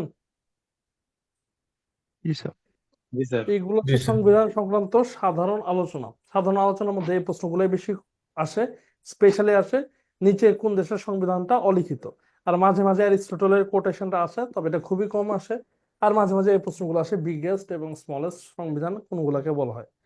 এবার হচ্ছে বাংলাদেশের সংবিধান। বাংলাদেশ সংবিধানের মধ্যে আগে যে জিনিসটা পড়তাম, এটা হচ্ছে বাংলাদেশ সংবিধানের ইতিহাস। বাংলাদেশে মোট 3টা সংবিধান। প্রথম সংবিধান যেটা ছিল হচ্ছে বাংলাদেশের 26শে মার্চ বঙ্গবন্ধু স্বাধীনতা ঘোষণা পরে, এবং শেষ হয়েছে 10 জানুয়ারি 1972। তার মানে 26শে মার্চ 1971 থেকে 10 জানুয়ারি 1972 পর্যন্ত যে সংবিধান ছিল, এটাকে বলা হয় প্রথম সংবিধান। প্রথম সংবিধানকে যুদ্ধকালীন সংবিধানও বলা হয়, কারণ এই প্রথম সংবিধানের পুরো সময়টা জুড়ে যুদ্ধ চলে। প্রথম সংবিধানের বিষয়বস্তু কি ছিল? প্রথম সংবিধানের বিষয়বস্তু ছিল বঙ্গবন্ধুর 26শে মার্চের স্বাধীনতা ঘোষণা, এরপর হচ্ছে মুজিবনগরের স্বাধীনতার ঘোষণাপত্র এবং বঙ্গবন্ধুর 7ই মার্চের ভাষণ। এগুলো ছিল বিষয়বস্তু। দ্বিতীয় সংবিধান, এটাকে অস্থায়ী শাসনতন্ত্র বলা হয়। 11 জানুয়ারি এটা চালু করা হয়। 10 জানুয়ারি বঙ্গবন্ধু স্বদেশ প্রত্যাবর্তন হয়, 11 জানুয়ারি বঙ্গবন্ধু অস্থায়ী শাসনতন্ত্র জারি করেন। মানে কি? মানে যুদ্ধকালীন সংবিধানের এখন আর প্রয়োজন নেই, যুদ্ধ শেষ, যুদ্ধকালীন সংবিধানের প্রয়োজনও শেষ। নতুন যুদ্ধ বিধ্বস্ত একটা দেশ, এটাকে গড়ে তুলতে হবে, নতুন একটা সংবিধানের প্রয়োজন। তবে সংবিধান ব্যাপারটা তো এরকম না যে আজকে বললাম কালকে সংবিধান হয়ে গেল, ব্যাপারটা তো এরকম না। তো সংবিধান তৈরি করতে হলে তো একটা সময়ের প্রয়োজন হয়, অনেক লম্বা একটা সময় লাগবে। তো সেই সময়টা দেশের সর্বোচ্চ আইন কি হবে, এটা নিয়ে একটা প্রশ্ন দেখা যায়। তো তখন বঙ্গবন্ধু যেহেতু অবিসংবাদিত নেতা হিসেবে বাংলাদেশে প্রত্যাবর্তন করে, তো তখন বলা হয় বঙ্গবন্ধু যেটা বলবে সেটাই হবে সংবিধান। মানে বঙ্গবন্ধুর বাণী সংবিধান হিসেবে চালু থাকবে। এটাকে অস্থায়ী শাসনতন্ত্র বা প্রভিশনাল কনস্টিটিউশন বলা হয়। 11 জানুয়ারি 1972 লঞ্চ করা হয়। তো এই 11 জানুয়ারি 1972 থেকে 16 ডিসেম্বর 1972 আমাদের 72 সংবিধান কার্যকর হয় এবং দ্বিতীয় সংবিধানের কার্যকারিতা বাতিল হয়ে যায়। তারপরে আমাদের বর্তমান যে সংবিধান, এটাকে বলা হয় 72 সংবিধান, যেটা হচ্ছে 16 ডিসেম্বর 1972 কার্যকর হয়। এর মধ্যে এটাই হচ্ছে মূলত সংবিধান রচনার একটা সংক্ষিপ্ত ইতিহাস। এরপরে সংবিধান রচনা করা হয়েছিল কিভাবে, এগুলো নিয়েও অনেক কিছু বলা যায়। যেমন 23 মার্চ সংবিধান রচনার জন্য গণপরিষদ আদেশ জারি করেন। কে আদেশ জারি করেন? তৎকালীন রাষ্ট্রপতি আবু সাইদ চৌধুরী। এরপর হচ্ছে সংবিধান রচনার যে খসড়া কমিটি গঠন করা হয়, কমিটির মেম্বার ছিল 34 জন। এর মধ্যে প্রধান ছিলেন ডক্টর কামাল হোসেন। এরপর হচ্ছে নারী ব্যক্তি ছিলেন বেগম রাজিয়া বানু। বিরোধী দলীয় ছিলেন সবচেয়ে সুরঞ্জিত সেনগুপ্ত। 12 অক্টোবর প্রথম এই সংবিধানটাকে পেশ করা হয় গণপরিষদে, এগুলো পরীক্ষা আসতো। 4 নভেম্বর সংবিধান দিবস বলা হয়, এটা কিন্তু অলরেডি বাতিল হয়ে গেছে, 4 নভেম্বর সংবিধান দিবস। এই কারণে সংবিধানের আসলে এই যে গুরুত্বটা, যে সংবিধান রচনার ইতিহাসটা, এটা এখন লোপ পেয়েছে। এখন আবার নতুন সংবিধান রচনার ইতিহাস আমরা পড়তে হইতে পারে, কারণ এখন আমরা দেখছি যে সংবিধান রচনা সংবিধান সংস্কার কমিশন গঠন হয়েছে, নতুন সংবিধান হয়তো আসতে পারে, অথবা সংবিধানের একটা ব্যাপক পরিবর্তন আমরা দেখতে পারি, সংবিধানের মূলনীতিগুলো পরিবর্তন হতে পারে ইত্যাদি। তো বুঝতে পারছেন কিনা? জি স্যার। এই পরিবর্তনটা কি আসলে খুবই জরুরি? পরিবর্তনটা আপাতত জরুরি না। পরিবর্তনটা আসলে আমরা কেউই জানি না কি পরিবর্তন হবে, অথবা সংবিধান কি পুরোটা বাতিল হয়ে যাবে কিনা। এই জন্য সংবিধানের বিভিন্ন অনুচ্ছেদ বা ধারা থেকে যে প্রশ্ন আসবে, এটার সম্ভাবনা আসলে নেই বর্তমানে পরীক্ষাগুলোতে। যে সংবিধানের বিভিন্ন ধারা, আগে তফসিল থেকে প্রশ্ন আসছে যে পঞ্চম তফসিল কি, ষষ্ঠ তফসিল কি, সপ্তম তফসিল কি, এগুলো এখন আর আসবে না। যেমন পঞ্চম তফসিল ছিল হচ্ছে 7ই মার্চের ঘোষণা, ষষ্ঠ তফসিল 26শে মার্চে বঙ্গবন্ধুর ঘোষণা, এরপরে সপ্তম তফসিল ছিল মুজিবনগর সরকারের স্বাধীনতার ঘোষণাপত্র। এগুলো পরীক্ষায় আসবে না এখন। বুঝতে পেরেছেন? জি স্যার, মানে বঙ্গবন্ধু রিলেটেড বা ওই ওই টাইপের যেগুলো আছে ওগুলো বঙ্গবন্ধু রিলেটেড একে তো আসবে না, আর দ্বিতীয়ত হচ্ছে সংবিধান থেকে পরীক্ষার প্রশ্ন আসার সম্ভাবনা নেই। ব্যাংকে তো আগেও সংবিধান থেকে খুব কম প্রশ্ন আসতো, বিসিএস এ আছে সংবিধান থেকে প্রশ্ন, যেমন প্রিলিমিনারিতে 3টা থেকে 4টা প্রশ্ন সংবিধান থেকে আসে। এরপর লিখিত তো সংবিধানের উপর একটা আমরা যেমন যখন পড়েছিলাম, আমাদের সংবিধানের সবগুলো ধারাই মুখস্থ করছিলাম। সংবিধানের সবগুলো ধারা, সংবিধানের তফসিল, সংবিধানের সংশোধনী, বিশাল পড়াশোনা করতে হয়েছিল। এখন সংবিধানই শুনতেছি বাতিল হয়ে যাইতে পারে। তো এগুলা মনে করেন অনেক বড় একটা পরিবর্তন। তো ব্যাংকে পরীক্ষা আগেও সংবিধান থেকে কম প্রশ্ন আসতো, এখন প্রশ্ন আসবে না বললেই চলে। জি স্যার, স্যার বুঝতে বিভিন্ন পেরেছি। রাজনৈতিক দল ক্ষমতায় আসার পরে এগুলা বারবার পরিবর্তন করতে থাকবে নাকি? না, বারবার পরিবর্তন করতে থাকবে এটা বলা যাবে না। আসলে এটা তো একটা বিপ্লব হয়েছিল, বিপ্লবের পরে আসলে সংবিধান পরিবর্তনের সময়ও চলে আসছে। সংবিধানের অনেক কিছু আউটডেটেড হয়ে গেছে। রাষ্ট্রের সর্বোচ্চ আইন হিসেবে সংবিধানটাকে আরো ইজি করতে হবে, আরো কিছু জায়গা আমাদের গুরুত্ব দিতে হবে। আসলে মানবিক মর্যাদাটার গুরুত্ব দিতে হবে, মানবাধিকারের গুরুত্বটা সংবিধানে বাড়াইতে হবে। মানবাধিকার লঙ্ঘন হলে সে লঙ্ঘনের শাস্তি সংবিধানের মধ্যে উল্লেখ থাকতে হবে। এগুলো তো সংবিধানে উল্লেখ নেই, মানবাধিকার লঙ্ঘনের শাস্তি উল্লেখ নেই, এটা থাকতে হবে। গুম খুন বিচারের শাস্তি, এগুলো মানবাধিকার লঙ্ঘন, এগুলো আরো ডিফাইন করতে হবে। এরপর সাম্প্রতিক মানে আমাদের সাম্য ন্যায় বিচার, এটা সংবিধানে অবশ্যই কার্যকর করতে হবে, যে ন্যায় বিচার একজন কিভাবে পাবে। বাংলাদেশে কিন্তু জীবনের কোনো মূল্য নেই। রাস্তাঘাটে দেখা যায় অ্যাক্সিডেন্টে মারা যেতেছে, এটা জাস্ট লিক হয়েছে, কিন্তু কোনো মূল্য নেই। বাংলাদেশে এরকম হরহামেশা দেখবেন মাথার মধ্যে ইট পরে মানুষ মারা যেতেছে, এইভাবে মানুষ মারা যেতেছে, ওইভাবে মানুষ মারা যেতেছে, বাস ট্রাক এসে ধাক্কা দিয়ে মানুষ মেরে ফেলতেছে। তো জীবনের মূল্যটা বাংলাদেশে খুব কম। হসপিটালে গিয়ে মানুষ মারা যেতেছে চিকিৎসার অভাবে, কিন্তু বাইরের দেশগুলোতে কিন্তু আসলে জীবনের মূল্য অনেক বেশি। যে একটা মানুষ চিকিৎসার অভাবে মারা যাবে, এটা চিন্তাই করা যাবে না। যে আসলে সে যতই গরিব হোক, তার চিকিৎসার অভাবে সে মারা যাবে, এটা কিন্তু চিন্তা করা যাবে না। তো এসবের যে সাম্য ন্যায় বিচার, এগুলো আমাদের সংবিধানে আসলেই আনা খুবই জরুরি। তো এটা অবশ্যই পক্ষপাতী আমি, যে আসলে যেন সংবিধানের মধ্যে এই পরিবর্তনগুলো আসে, যেটা সকলেরই লাভবান হবে। এরপরে দুর্নীতি কিভাবে রোধ করা যায়, দুর্নীতি রোধের জন্য বিভিন্ন ধারা সংবিধান আনতে পারে। যেমন একজন 10 কোটি 20 কোটি টাকা করে ডেইলি খাইতেছে, বা এরকম বিশাল বড় লোক হয়ে যেতেছে, বাইরে 300টা বাড়ি কিনে ফেলছে, একদিনে 10টা ফ্ল্যাট কিনতেছে গুলশানে। এগুলো তো আসলে মানে আমাদের মানবাধিকারের লঙ্ঘনও বলতে পারি। মানে এটা তো আমাদের সম্পত্তি, দেশটা আমাদেরই দেশটা গড়ে তুলতে হবে। তো এসব আমাদের সংবিধানের পরিবর্তন আনাটা প্রয়োজন। তো বুঝতে পেরেছেন? জি স্যার, আরেকটা প্রশ্ন করি স্যার। মানে বলেন। অন্তর্বর্তীকালীন সরকার, মানে এটাই তো স্যার সংবিধান বহির্ভূত, তাহলে তারা কিভাবে সংবিধান চেঞ্জ করতে পারে না বা না, এগুলো আছে অন্তর্বর্তীকালীন কি? সংবিধানে আছে তো। অন্তর্বর্তীকালীন সরকারটা আসলে সংবিধানে নেই, সংবিধানে তত্ত্বাবধায়ক সরকার আছে। তো অন্তর্বর্তীকালীন সরকারের কোনো প্রভিশন বাংলাদেশের সংবিধানে নেই। তবে এটা একটা বিপ্লবী সরকার। তবে এই সরকারের যদি মানে যদি বলি বিপ্লবী সরকার হইতো, যদি ব্যাপারটা এরকম হইতো যে বর্তমানে যে রাষ্ট্রপতি তার আন্ডারে যদি শপথ গ্রহণটা না হইতো, জি বা স্যার, জি রাষ্ট্র স্যার। যদি মনে করেন এরকম হইতো, বিপ্লবী সরকার কাকে বলে, বিপ্লবী সরকার সরকার উৎখাত করে যদি এরকম হইতো যে বাংলাদেশের আহ জাতীয় স্মৃতিসৌধের সামনে গিয়ে তারা শপথ নিত, জাতীয় স্মৃতিসৌধের সামনে গিয়ে তারা শপথ নিত, পুরা জনসম্মুখে তারা শপথ নিত, পুরা বিদ্রোহ মানে যারা এই ইয়ে করেছে, আন্দোলন করেছে তারা থাকতো, তাদের পরিবার থাকতো, তাদের সামনে শপথ নিত। শপথ বাক্য পাঠ করা তো যদি কোনো বীরশ্রেষ্ঠের মানে পিতামাতা বা কোনো ভাষা আন্দোলনের শহীদের পিতামাতা তাদের দ্বারা যদি শপথ বাক্য পাঠ করানো হতো, তাহলে আমরা বলতে পারতাম এটাকে বিপ্লবী সরকার। বুঝতে পেরেছেন? তবে জি এটা একটা স্যার। বড় ভুল ছিল। এসব কিছু ভুল তো আছেই, এটা অনেক গবেষণার বিষয়, অনেক মানে কথাবার্তা বলা যায় পক্ষে বিপক্ষে। তবে বিপ্লবী সরকার কি আদৌ হয়েছে কিনা এটাও একটা ব্যাপার, ইত্যাদি অনেক ব্যাপার আছে আসলে। কারণ স্যার আপনি ওই যে যেটা মেরিটোরিয়াস যে ইয়াটা বললেন মানে প্রথম মেরিটোক্রেসি, জি। দিকে, তো সেই অনুযায়ী স্যার নাহিদ ইসলাম তারপর আসিফ মাহমুদ এরা কি আসলে এটার আওতায় পড়ছে কিনা? এটা মেরিটোক্রেসির মাধ্যমে তারা তারা দুজন এটা আওতায় না পড়লেও তারা যেহেতু আন্দোলনের নেতৃত্বকারী মানে প্রধান কিছু ব্যক্তির মধ্যে পড়ে, এবং একটা সমন্বয়ের জন্য মূলত তাদেরকে এখানে নেওয়া হয়েছে। তবে ক্ষমতায় থাকলে কিন্তু তারা হচ্ছে জনগণ বিচ্ছিন্ন হয়ে যায়, এটাই নিয়ম, ক্ষমতার নিয়ম এটা। আপনি যখন এখন বর্তমানে বাংলাদেশের সবচেয়ে যদি মানে আমরা ভোকাল বলি, তাহলে ভোকাল কারা? যারা ক্ষমতার বাইরে আছে, যেমন সার্জিস আলম, তিনি কিন্তু এখন আরো বেশি পপুলার। এরপর হাসনাত আব্দুল্লাহ, তিনি কিন্তু আরো বেশি পপুলার, বা তাদের কথা জোর আরো বেশি নাহিদ ইসলাম বা ইয়ের থেকে। তো বা তাদের দেখবেন যে অনেকে গালিগালাজও করে, নাহিদ ইসলাম এখন গালিগালাজ করতেছে। ক্ষমতার ভিতরে চলে আসলে দেখবেন এটা ডিফিকাল্ট হয়ে যায় জনগণের সাথে সম্পৃক্ত থাকাটা, এটা নিয়মই। তো এইগুলোর কিছু ব্যাপার স্যাপার আছে, এগুলো অনেক আলোচনার ব্যাপার আছে। যদি এরকম ফ্রি টাইম থাকতো 2-3 ঘন্টা, তাহলে আলোচনা করা যেত। বুঝতে জি পেরেছেন? স্যার। জি স্যার। আর কোনো কিছু জানার আছে? আছে ক্লাসে তো সময় আরো বাকি আছে 15-20 মিনিট, কোনো কিছু জানার আছে কিনা স্যার বলেন। আজকের লেকচারে স্যার যে গভর্নমেন্ট সিস্টেমের পরে কিছু ওই যে পলিসি প্ল্যান মানে মেগা প্রজেক্ট তারপর এগুলো কিছু নাই ছিল এখন, এগুলো এগুলো এখন নাই, মেগা প্রজেক্ট গুলো। এগুলো আসলে আওয়ামী লীগ সরকারের আমলে আমাদের কোর্স প্ল্যানটা করা হয়েছিল, তো এই জন্য তখন আমরা মেগা প্রজেক্ট ইনিশিয়েটিভ এগুলো দিয়েছিলাম। বর্তমানে সবগুলাতে এগুলা ক্রস দিয়ে দিব। এগুলো লাগবে না, মেগা প্রজেক্ট গুলো এখন আর লাগবে না। স্যার আবার আওয়ামী লীগ আসলে তো লাগতে পারে। মনে করেন 15-20 বছরে তো আসার কোনো সম্ভাবনা আমি দেখতেছি না। জি স্যার সেটাই। মানে অ্যাটলিস্ট না 15-20 স্যার, বছর মানে বাদ দেন, আমি আপনাদের চাকরির পর্যন্ত তো আর আসতেছে না। স্যার আমি শুনতেছি ট্রাম্প ইয়াতে বসলেই নাকি ওনারা একটা ভালো একটা ইয়ে নিবে, আরে পদক্ষেপ না, নিবে। ট্রাম্পের কি মাথা ব্যথা আছে? ট্রাম্পের ফরেন পলিসি হচ্ছে আমেরিকা বেসড, আমেরিকা ফার্স্ট। ট্রাম্পের policy make America great again. তার চিন্তা হচ্ছে আমেরিকা মানে নিয়ে, স্যার তার তার- ভারত তার নাকি হচ্ছে স্যার এটা আন্তর্জাতিক ইয়ে রাজনীতি নিয়ে করবে? মাথা ব্যথা কম। আর ভারতের এখানে কোনো প্রভাবই নেই। ধরেন মানে যিনি যাকে বসানো হয়েছে, পছন্দ করি অথবা ঘৃণা করি, ডক্টর মোহাম্মদ ইউনূস, তার আউটরিচ কিন্তু মোদির চেয়ে বেশি। মোদি তো কিছুই না।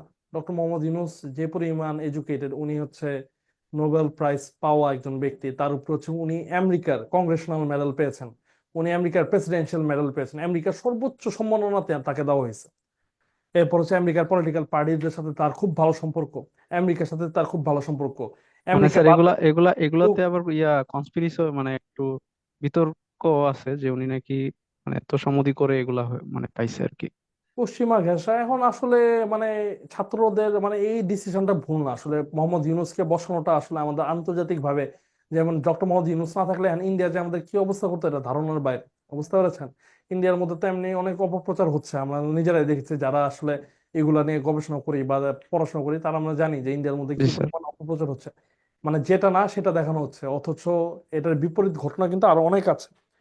তো আমি জি তো স্যার। ধরেন আমি একজন একনিষ্ঠ মুসলিম, ঠিক আছে, কিন্তু আমরা তো আসলে কোনো হিন্দুকে দেখলে, আমার তো অনেক ভালো ফ্রেন্ড আছে হিন্দু, আমার ছোট ভাই আছে হিন্দু, তাদের সাথে আমাদের খুব ভালো সম্পর্ক। এখন একজন আমরা তো আর গিয়ে, আমি যদিও একনিষ্ঠ ভাবে মুসলিম, আমরা তো তাদের সাথে গিয়ে কোনো দুর্ব্যবহার করি না বা এটা চিন্তাও করি না, ঠিক আছে। বা তারাও আমাদের সাথে আছে, আমাদের এখানে ক্লাস নেয়, টিচাররা আছে, আমরা সবাই খুব ভালো, বাংলাদেশ ব্যাংকের টিচাররা আমাদের সাথে ক্লাস নেয়, সবার সাথে আমাদের খুব সৌহার্দ্যপূর্ণ সম্পর্ক। তো আমরা গিয়ে কি চিন্তা করতে পারি যে একটা মন্দিরে গিয়ে ভাঙচুর করবে? তো চিন্তার বাইরে। এগুলো কিছু দুষ্কৃতকারী করে, আবার কিছু বলতে পারেন যে আওয়ামী লীগের লোকরা হয়তো করে, ছাত্রলীগের লোকরা হয়তো করে, যেন দেশকে অস্থিতিশীল করে তৈরি করা হয়। কিন্তু একজন শিক্ষিত, একজন সত্য একনিষ্ঠ মুসলিম তো কোনো সময় এই কাজটা করতে পারে না। কারণ জি স্যার। অবশ্যই এটা আমাদের মনে রাখতে হবে, মানবিক দিক থেকে তো সবাই আমরা মানুষ। প্রথম হচ্ছে আমরা যেমন আমাদের নবীজি যখন মদিনায় গেছিলেন, মদিনা সনদ স্বাক্ষরিত হয়েছিল ইহুদিদের সাথে, তারা বলেছিল যে আপাতত আমাদের মদিনা রাষ্ট্রটাকে যেন নিরাপত্তা দিতে পারি, এর জন্য আমরা সকলেই একত্রিত থাকবো। মনে রাখবেন, মজলুমের চেয়ে হচ্ছে যারা জুলুম করে তারা তো কোনো সময় ইসলামের সাথে সম্পর্কিত না। জুলুমকারীতে তো শাস্তি অবশ্যই হবে। আমরা তো জুলুমের কোনো সময় পক্ষে না। তবে অবশ্যই যে যে ধরনের অপপ্রচার, কিছু কিছু ঘটনা, যে ঘটনা, এটা আমি বলছি না এসব ঘটনা আওয়ামী লীগে আমরাও হয়েছে, কিছু কিছু ঘটনা জি ঘটে। স্যার, হয়েছে তবে তো। এটা মানে যে আসলে যেভাবে দেখানো হচ্ছে এটা তো টোটালি একটা অপপ্রচার, এটা আমরা বুঝতেই পারছি। তো ডক্টর মোহাম্মদ ইউনূস আছে দেখে আমরা মোটামুটি এখন পর্যন্ত এই আন্তর্জাতিক এই ষড়যন্ত্রগুলা ট্যাকেল দিতে পারছি। নাহলে কিন্তু আরো অনেক বড় ঝামেলার মধ্যে হয়তো পড়ে যেতাম। স্যার একটা প্রশ্ন ছিল। বলেন। স্যার বিভাগীয় কমিশনার যে একটা পদ আছে ওনার কাজটা কি? বিভাগীয় কমিশন হচ্ছে ডিভিশনাল কমিশন, জয়েন্ট সেক্রেটারি র্যাঙ্কের। জয়েন্ট সেক্রেটারি হলে ডিভিশনাল কমিশনার হতে পারে। ডিভিশনাল কমিশনারের চেয়ে ডিসির পাওয়ার বেশি, বুঝছেন? ডিভিশনাল কমিশনার হচ্ছে বিভাগীয় কমিশনার, তিনি পুরো বিভাগে তদারকি করেন, ডিসি দের তদারকি করেন। তবে আসলে মূলত ডিসি দের সরাসরি সম্পর্ক থাকাচ্ছে মন্ত্রী পরিষদের সাথে, সরকারের সাথে। তো ডিসিরা হচ্ছে ডিভিশনাল কমিশনারকে মানে ওভার রাইট করে হচ্ছে সরাসরি প্রধানমন্ত্রীর সাথে কথা বলতে পারে। ডিভিশনাল কমিশনাররা আসলে এটা পারে না। তবে জয়েন্ট ডিভিশনাল কমিশনটা মোটামুটি একটা বড় পদ, যেহেতু সব ডিসিদেরকে তদারকি করার দায়িত্ব তার থাকে, এটাই আর কি। স্যার অ্যাডমিন ক্যাডারে নিয়োগপ্রাপ্ত হলে কি প্রথম এন্ট্রি লেভেলের জবটা কি আপনার ভূমি কমিশনার? না না, সহকারী কমিশনার, অ্যাসিস্ট্যান্ট কমিশনার, আর এক্সিকিউটিভ ম্যাজিস্ট্রেট হিসেবে যে দায়িত্ব গ্রহণ করে অ্যাসিস্ট্যান্ট কমিশনার। এরপরে ইয়ে, এটা হচ্ছে প্রমোশন পেয়ে পরে এসি ল্যান্ড হইতে পারে চাকরি। এটা 2 বছর পর চাকরি স্থায়ী হওয়ার পরে এসি ল্যান্ড হইতে পারে, অ্যাসিস্ট্যান্ট কমিশনার ল্যান্ড। এখানের মধ্যে মূলত যদি মানে রয়্যাল ক্যাডার যেগুলোকে বলা হয়, রয়্যাল ক্যাডারের মধ্যে যেগুলা পদের শেষে মনে করেন কমিশনার অথবা সচিব পদমর্যাদা পাওয়া যায়, ওগুলোকে রয়্যাল ক্যাডার বলে। রয়্যাল ক্যাডারের মধ্যে আপনি অ্যাসিস্ট্যান্ট কমিশনার পদমর্যাদা যেগুলো পাবেন, অথবা অ্যাসিস্ট্যান্ট সেক্রেটারি পদমর্যাদা পাবেন, সেগুলোকে রয়্যাল ক্যাডার বলে। যেমন ফরেন সার্ভিস অ্যাসিস্ট্যান্ট সেক্রেটারি হিসেবে নিয়োগপ্রাপ্ত হয়। ট্যাক্স, কাস্টম এবং অ্যাডমিন হচ্ছে অ্যাসিস্ট্যান্ট কমিশনার হিসেবে নিয়োগপ্রাপ্ত হয়। আর হচ্ছে আরেকটা কোন ক্যাডার আছে, আরেকটা হচ্ছে পুলিশ পুলিশ ক্যাডার হচ্ছে এসপি হিসেবে নিয়োগপ্রাপ্ত। এগুলোকে মূলত রয়্যাল ক্যাডার ধরা হয়। আরেকটা খুব ভালো ক্যাডার হচ্ছে অডিট ক্যাডার। অডিট ক্যাডার অনেক পাওয়ার, অডিট ক্যাডার অনেক সুনাম। প্রতি বছরই দেশের বাইরে যাওয়ার একটা সুযোগ থাকে। ফরেন বিভিন্ন অডিট করতে যায় বিভিন্ন এম্বাসিতে, অনেক সুবিধা আছে। অডিট ক্যাডারও খুব ভালো একটা ক্যাডার। এই 5-6টা ক্যাডার খুব ভালো। আর বাকি অন্যান্য ক্যাডার গুলো আছে, তবে ওইগুলো হচ্ছে যেমন রেলওয়ে ক্যাডার, খুবই স্পেসিফিক কাজের মধ্যে তারা আছে সীমাবদ্ধ থাকে, এটা একটা সমস্যা।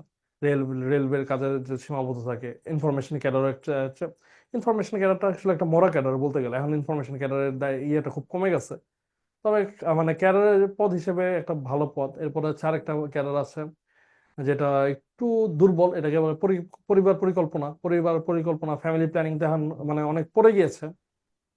তো এগুলা নিয়ে আসলে কিন্তু ভালো একটা যেটা যেমন ইয়ে হচ্ছে, আহ, যেটা ক্যাডার পোস্ট না, নন ক্যাডার পোস্ট, তবে ক্যাডার পোস্টে কাজ হচ্ছে।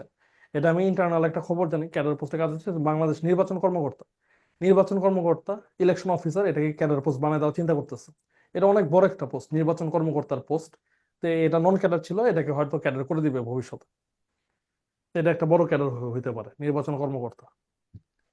স্যার ক্যারিয়ার নিয়ে আর একটা প্রশ্ন করি স্যার, যাদের স্যার বলেন। বয়স 28+, মানে এই বর্তমান সিচুয়েশন অনুযায়ী মানে কিভাবে কি করলে একটু বেটার হয় যদি একটু বলতেন। ডিপেন্ড করে অনেক কিছুর উপর, অনেকগুলো প্রশ্নের উপর ডিপেন্ড করে এটার উত্তর। একটা উত্তর হচ্ছে যে আসলে আপনার ফ্যামিলি প্রেশার কেমন, ফ্যামিলির দায়িত্ব কি আপনার ঘাড়ে আছে কিনা। এটা হচ্ছে প্রথম প্রশ্ন, এটা হচ্ছে একটা বাস্তবিক প্রশ্ন। মেয়েদের ক্ষেত্রে আসলে বিয়ের চাপ আছে কিনা, মেয়েদের বয়স কত, এটা একটা প্রশ্ন। কারণ এটা আমাদের মানে আমরা নিজেরা দেখি, আমরা যখন এই যে কনফিডেন্সে ক্লাস নিয়ে, এরকম অনেকে আছে দেখা যায়, যেগুলো আসলে বাস্তব উদাহরণ। অনেকে আছে বিশেষ যে এমন ঢুকে যায়, পরে 30 বছর হয়ে যায়, দেখা যায় এখনো বিয়ে হয় নাই, পরে 30 বছর হওয়ার পর দেখা যায় যে ইয়ে হয়ে যায়, মানে বয়স শেষ, বিশেষে চাকরি হলো না। তো তখন একটা ডিপ্রেশনে চলে যায়, ছেলে মেয়ে তো উভয় যায়। মেয়েদের ডিপ্রেশনটা একটু বেশি পরিমাণে চলে যায়, কারণ তখন বিয়ে হয় না, একটা ফ্যামিলি থেকে প্রেশার পড়ে। তো এগুলো একটা অনেক বড় ঝামেলা। অনেকেই আমার কাছে এসে বলে যে স্যার এখন এই অবস্থা, ফ্যামিলিতে এই অবস্থা। তো এটা একটা ব্যাপার। আগে এই জিনিসগুলো দেখতে হবে যে বয়স, আপনার এখন বয়স কত, এটা আগে দেখতে হবে যে আমার বয়স কত, আমার কতদিন সময় লাগবে, বা এখন কি করলে আমার জন্য বেটার হবে, সবকিছু চিন্তা করে করতে হয়। দ্বিতীয় নম্বর হচ্ছে যে ফ্যামিলি, এই রেসপন্সিবিলিটি আপনার ঘাড়ে আছে কিনা। ফ্যামিলির রেসপন্সিবিলিটি ঘাড়ে থাকলে তো বিসিএস একটা খুব বাজে অপশন, কারণ 4-5 বছর লেগে যায় বিসিএস এর একটা চাকরি পাইতে। একটা আমি যেমন 2019 অ্যাপ্লাই করছি, আমার 2025 চলে আসতেছে, এখনো নিয়োগ হয়নি। তা বুঝতেই পারতেছেন, 2019, 20, 21, 22, 23, 24, 25, 5-6 বছরের একটা ব্যাপার, অনেক লম্বা একটা ব্যাপার। আবার হবে কিনা এটারও কোনো গ্যারান্টি নেই। মানে মনে হয় যে বিসিএস এর পোস্ট দেখবেন যে নিউজ পেপারে অনেক মুখরোচক ভাবে দেয় 2,500 3,000 পোস্ট। আসলে জেনারেল ক্যাডার পোস্ট মাত্র 550। জেনারেল ক্যাডার 550 জন হইতে পারে, ঠিক আছে? মানে জেনারেল ক্যাডার যদি আপনার কোনো টেকনিক্যাল ক্যাডার না থাকে, টেকনিক্যাল ক্যাডার যদি না থাকে বা আপনার সাবজেক্ট না থাকলে মাত্র 550 পোস্ট। আর এর মধ্যে তো মানুষ সাধারণত যেগুলো রয়্যাল ক্যাডার এগুলোর মধ্যে যে কোনোর মধ্যে একটা আসতে চায়। তো এগুলো আবার একটা স্যার যদি এখন তো পাওয়ার পসিবিলিটি মানে বেড়ে যাচ্ছে, কারণ একটা রিটেন পাস করেই ভাইবা অনেকগুলো দেওয়া যাবে। একটা রিটার্ন পাস করে স্যার মানে একটা রিটেন পাস করে তো শুনলাম যে কয়েকবার ভাইবা দেওয়া যাবে। এটা আমি জানি না এখন পর্যন্ত, এগুলো তো সবই মনে করেন মানে বলার কাজ। প্রজ্ঞাপন হয় নাই স্যার, এটা আলোচনায় আছে। এগুলো তো অনেক বলার কাজ, এরপরে দেখা যাবে যে ইয়ে আছে কি জানি যে কোনো সময় আবার নতুন সরকার সে বাতিল করে দিতে পারে। বাংলাদেশে কোনো ঠিক ঠিকানা নাই, বুঝতে পারছেন? জি তাহলে স্যার, কি হবে এই না ও এই হবে, সব আচ্ছা। কি সব হবে মিলে না হবে স্যার, শুধু নবম গ্রেড না আর কি, মানে বর্তমান এই সিচুয়েশন অনুযায়ী আর কি, মানে বিসিএস তো আসলে লং টার্ম সাবজেক্ট, মানে বিসিএস বাদে অন্য কি বা কোন দিকে গেলে ভালো হয় এটা। বিসিএস বাদে বাংলা। আচ্ছা বিসিএস টা আসলে একটু অন্যান্য ওভারহাইপ। ক্যাডার এবং নবম বিসিএস গ্রেড সম্পর্কে একটু বলেন। বিসিএস টা ওভারহাইপ। বিসিএস টা ওভারহাইপ কেন? যেমন আমাদের বেতন হচ্ছে 23,500 টাকা। 23,500 টাকা আমাদের বেতন, মানে পে গ্রেড। এরপরে সব মিলে ধরেন 40,000 টাকার মতো। 40,000 টাকা আসলে কিছুই না ঢাকা শহরে বসবাস করার জন্য, বা আমরা যেরকম লাইফস্টাইল লিড করি এক্ষেত্রে 40,000 টাকা কিছুই না। তো বিসিএস এর বাদে আমাদের কি করতে হয়, এই জন্য মূলত আমার চয়েসে হয় আমি দেশের বাইরে চলে যাব। যদি ফরেন সার্ভিস আসতো, ফরেন সার্ভিসে তো পোস্ট সংখ্যা খুব কম, 10-12টা পোস্ট থাকে। আপনার প্রত্যেকটা পরীক্ষা খুব ভালো হলে এবং ভাইবা খুব ভালো হলে ইনসিডেন্ট অনেকটা একটু লাকিও একটা ব্যাপার বলা যেতে পারে, যে একদম যদি নির্ভুল হয়ে যায় তাহলে আপনি হয়তো হইতে পারেন। অনেক সময় ভাইবা আপনি আনলাকি হয়ে যেতে পারেন ইত্যাদি। তো আমার এরকম ইচ্ছাই ছিল যদি দেশের বাইরে না যেতে পারি ফরেন সার্ভিসের মাধ্যমে, দেশে থাকলে আমার তো টাকা পয়সা ইনকাম করতে হবে এবং হালাল উপায়। তাহলে এই কারণে আমি ট্যাক্সটা দিয়েছিলাম, কারণ রিওয়ার্ড মানে এটা অনেক বেশি। মানে আপনি কর ফাঁকি যদি ধরতে পারেন, এটা আপনার নিজস্ব একটা ক্রেডিট। আপনি কর ফাঁকি ধরতেছেন, আপনি টাকা কামাইতেছেন, কোনো সমস্যা নেই। এবার এটা একটা কাস্টমস ক্যাডারের একটা এরকম সুযোগ আছে, বড় বড় আপনি স্মাগলিং ধরলে অনেক টাকা কামাইতে পারবেন। মানে একদম পুরা ধরেন কোনো দুর্নীতি ছাড়া ঢাকা শহরে আপনি 4-5টা বাড়ি করে ফেলতে পারেন, এটা নির্দ্বিধায় করতে পারেন। এই জন্য অনেকে এগুলো ফার্স্ট চয়েসে দেয়। আমার বুয়েটে একটা ফ্রেন্ড আছে, ও ফার্স্ট চয়েস 43তম বিসিএস এ ট্যাক্স ছিল, 44তম বিসিএস ও ট্যাক্স। 43তমতেও নন ক্যাডার ক্যাডার কিছুই আসে নাই, 44তমতে হয়তো ভাইবা দিবে আর কি। তো এরকম একটা ব্যাপার। তো এসব আপনার অনেক কিছু চিন্তা ভাবনা করতে হয় যে আপনি কি চান। এখন কেউ যদি চায় যে আমি দুর্নীতি করবো না, তাহলে তো সরকারি চাকরিটা আসলে আপনার জন্য খুবই মানে ডিফিকাল্ট হয়ে যায়, কারণ অনেক টাকা ইনকাম করতে পারবেন না যদি স্পেশাল কিছু ক্যাডার না পান সেই ক্ষেত্রে। তো এসবের উপর ডিপেন্ড করে, বুঝতে পেরেছেন? এটা আপনার নিজের আসলে নিজের উপর ডিপেন্ড করে যে আপনি কি চাই, ঠিক আছে? আর সুবিধা কি? সুবিধা হচ্ছে বয়স শেষে একটা বড় পেনশন পাবেন, বড় পেনশন পাবেন, হয়তো একটা ফ্ল্যাট পাবেন, এরপরে সারা জীবন একটা সম্মান পাবেন, সম্মাননা পাবেন। এরপরে বিভিন্ন আন্তর্জাতিক সংস্থায় কাজ করতে পারবেন, আইএমএফ ওয়ার্ল্ড ব্যাংকে আপনি কাজ করতে পারবেন। এগুলো সুযোগ সুবিধা পাবেন, বাইরে পড়াশোনা করতে পারবেন, এই কিছু সুবিধা। কিন্তু কোনোটাই মনে করেন খারাপ না ভালো না। আবার দেশের বাইরেও চলে যেতে পারেন, এটা একটা ভালো অপশন হতে পারে। দেশের বাইরে চলে যেতে পারেন, প্রথম 2-3 বছর স্ট্রাগল করবেন, এরপর আপনি টাকা কামাবেন, এটাও করতে পারবেন। দেশের বাইরে গিয়ে তো আপনি গাড়ি বাড়ি খুব ইজিলি করতে পারবেন। দেশের বাইরে বাইরে গিয়ে গাড়ি বাড়ি করা কিন্তু কোনো ব্যাপার না। আপনি আজকে যদি দেশের বাইরে চলে যান, আপনি 2-3 বছরের মধ্যে, 2-3 বছর না, আপনি 6 মাসের মাথায় গাড়ি কিনতে পারবেন। আর 3 বছরের মাথায় আপনি বাড়ি কিনতে পারবেন দেশের বাইরে গেলে এরকম। আবার ধরেন অনেক ঝামেলাও আছে দেশের বাইরে, যেমন একাকিত্ব, পরিবার থেকে দূরে থাকা, এগুলো যাদের সমস্যা তাদের দেশের বাইরে যাওয়া খুবই খারাপ। 1 বছরে একদিনই তো সে পার করতে পারবে না, সে 2-3 বছর পার করবে কিভাবে? বুঝতে পারছেন? এগুলো অনেক ব্যাপার স্যাপার আছে, আপনি এগুলো নিজেদের বুঝতে হবে। যে এখন প্রত্যেকের কেস ডিফারেন্ট, প্রত্যেকের কেস ডিফারেন্ট, এক একজনের কেস এক এক রকম। দেখেন বুঝতে পারছেন কিনা? আর কোনো প্রশ্ন আছে? স্যার স্যার, পড়া কি শেষ রিওয়ার্ড মানে আজকের কি মতো? শুধু ক্যাডারদের ক্ষেত্রে নাকি ওখানে যে নন ক্যাডাররা থাকে তাদের ক্ষেত্রেও প্রযোজ্য? নন ক্যাডারদের ক্ষেত্রেও প্রযোজ্য। যেমন ধরেন আমি একটা বড় ট্যাক্স ফাঁকি ধরলাম, তো ট্যাক্স ফাঁকি তো আমি একা ধরি না, আমার সাথে কাজ করে না ট্যাক্স ইন্সপেক্টররা, আমার আন্ডারে যারা থাকে, আমার আন্ডারে পুরো যে বাহিনীটা থাকে সবাই তো কাজ করে। তো সবাই একটা পার্সেন্টেজ পায়, সবচেয়ে বড় পার্সেন্টেজটা যিনি কমিশনার তিনি পায়। আর এরপরে ইন্সপেক্টররা পায়, এরপর আস্তে আস্তে এটা বন্টন হয় আর কি, নিচের দিকে এটা ট্রিঙ্কল ডাউন হয় আর কি। যেমন কাস্টমস ক্যাডারে আমাদের যেমন ট্যাক্স ইন্সপেক্টর আছে, কাস্টমস ক্যাডার আছে, এআরও। এআরও তো বহুত বড় লোক হতে পারে, অনেক টাকা ইনকাম করতে পারে, এআরও হয়েও আপনি অনেক টাকা ইনকাম করতে পারেন। ট্যাক্স ক্যাডার কাস্টমস ক্যাডারে একটা ভালো জিনিস হচ্ছে রিওয়ার্ড মানে। ফরেন ক্যাডারে ভালো ইয়ে হচ্ছে আপনি বৈদেশিক ভাতা পান, বৈদেশিক ভাতা অনেক টাকা। ফরেন ক্যাডারে একটা সুবিধা বৈদেশিক ভাতা, আপনি দেশের বাইরে একটা ভালো চাকরিতে আছেন এর একটা সুবিধা। পুলিশ ক্যাডারে অনেক সুবিধা, পুলিশ ক্যাডারে মনে করেন আপনার সুবিধাটা কি? শুরুতে আপনি গাড়ি পাবেন, এটা ট্যাক্স সব ক্যাডারেই গাড়ি পাওয়া যায়। যেমন আমাদের অফিস, আমি যেহেতু অফিস প্রধান, আমার অফিসে যে গাড়ি থাকবে ওই গাড়িতে আমি ব্যবহার করব। আর পুলিশ ক্যাডার হচ্ছে আপনার নিজস্ব 24 ঘন্টা ব্যবহার করার জন্য আপনাকে গাড়ি দেওয়া হবে, শুরুতেই গাড়ি দেওয়া হয়, বডিগার্ড দেওয়া হয়, এরপর হচ্ছে আপনার রেশন সুবিধা দেওয়া হয়, পুলিশ মেডিকেল আছে, পুলিশ মেডিকেলে আপনার চিকিৎসা খরচ, আপনার বাবা মার চিকিৎসা খরচ, এইগুলো দেওয়া হয়। এটা অনেক বড় একটা সুবিধা পুলিশ ক্যাডার। আর অ্যাডমিন ক্যাডারের তো সুবিধা আছে, অ্যাডমিন ক্যাডার হচ্ছে পাওয়ার প্র্যাকটিসের সুবিধা আছে, বিভিন্ন জায়গায় আপনার পাওয়ার প্র্যাকটিস করতে পারবেন। আপনার ডিসি হইতে বলে তো কোনো কথাই নেই, ডিসি হইতে বলে আসলে কোনো কথাই নেই, কিন্তু এটা তো বুঝতেই পারতেছেন কত একটা পলিটিক্যাল পোস্ট। এগুলো অনেক স্যার সুবিধা আপনি বলেন। স্যার নবম গ্রেডের স্যার অন্যান্য কোন ডিপার্টমেন্টের সুযোগ সুবিধা ভালো নবম দশম গ্রেডের? নবম গ্রেড নিয়ে আলোচনা করি। ক্যাডার পোস্ট বাদে নবম গ্রেডের হচ্ছে বাংলাদেশ ব্যাংকের চাকরিটা খুব ভালো নবম গ্রেডের। আরেকটা হচ্ছে নন ক্যাডার চাকরির মধ্যে সবচেয়ে ভালো চাকরি হচ্ছে বাংলাদেশ ব্যাংকের এডি, এনএসআই এডি ও নন ক্যাডারের একটা খুব ভালো চাকরি। আবার হচ্ছে দুর্নীতি দমন কমিশনের এডি, এটাও খুব ভালো চাকরি। এরপরে বেবজার অ্যাসিস্ট্যান্ট ম্যানেজার, নন ক্যাডারের ভালো চাকরি, নন ক্যাডারের ভালো চাকরি এগুলো নবম গ্রেডের।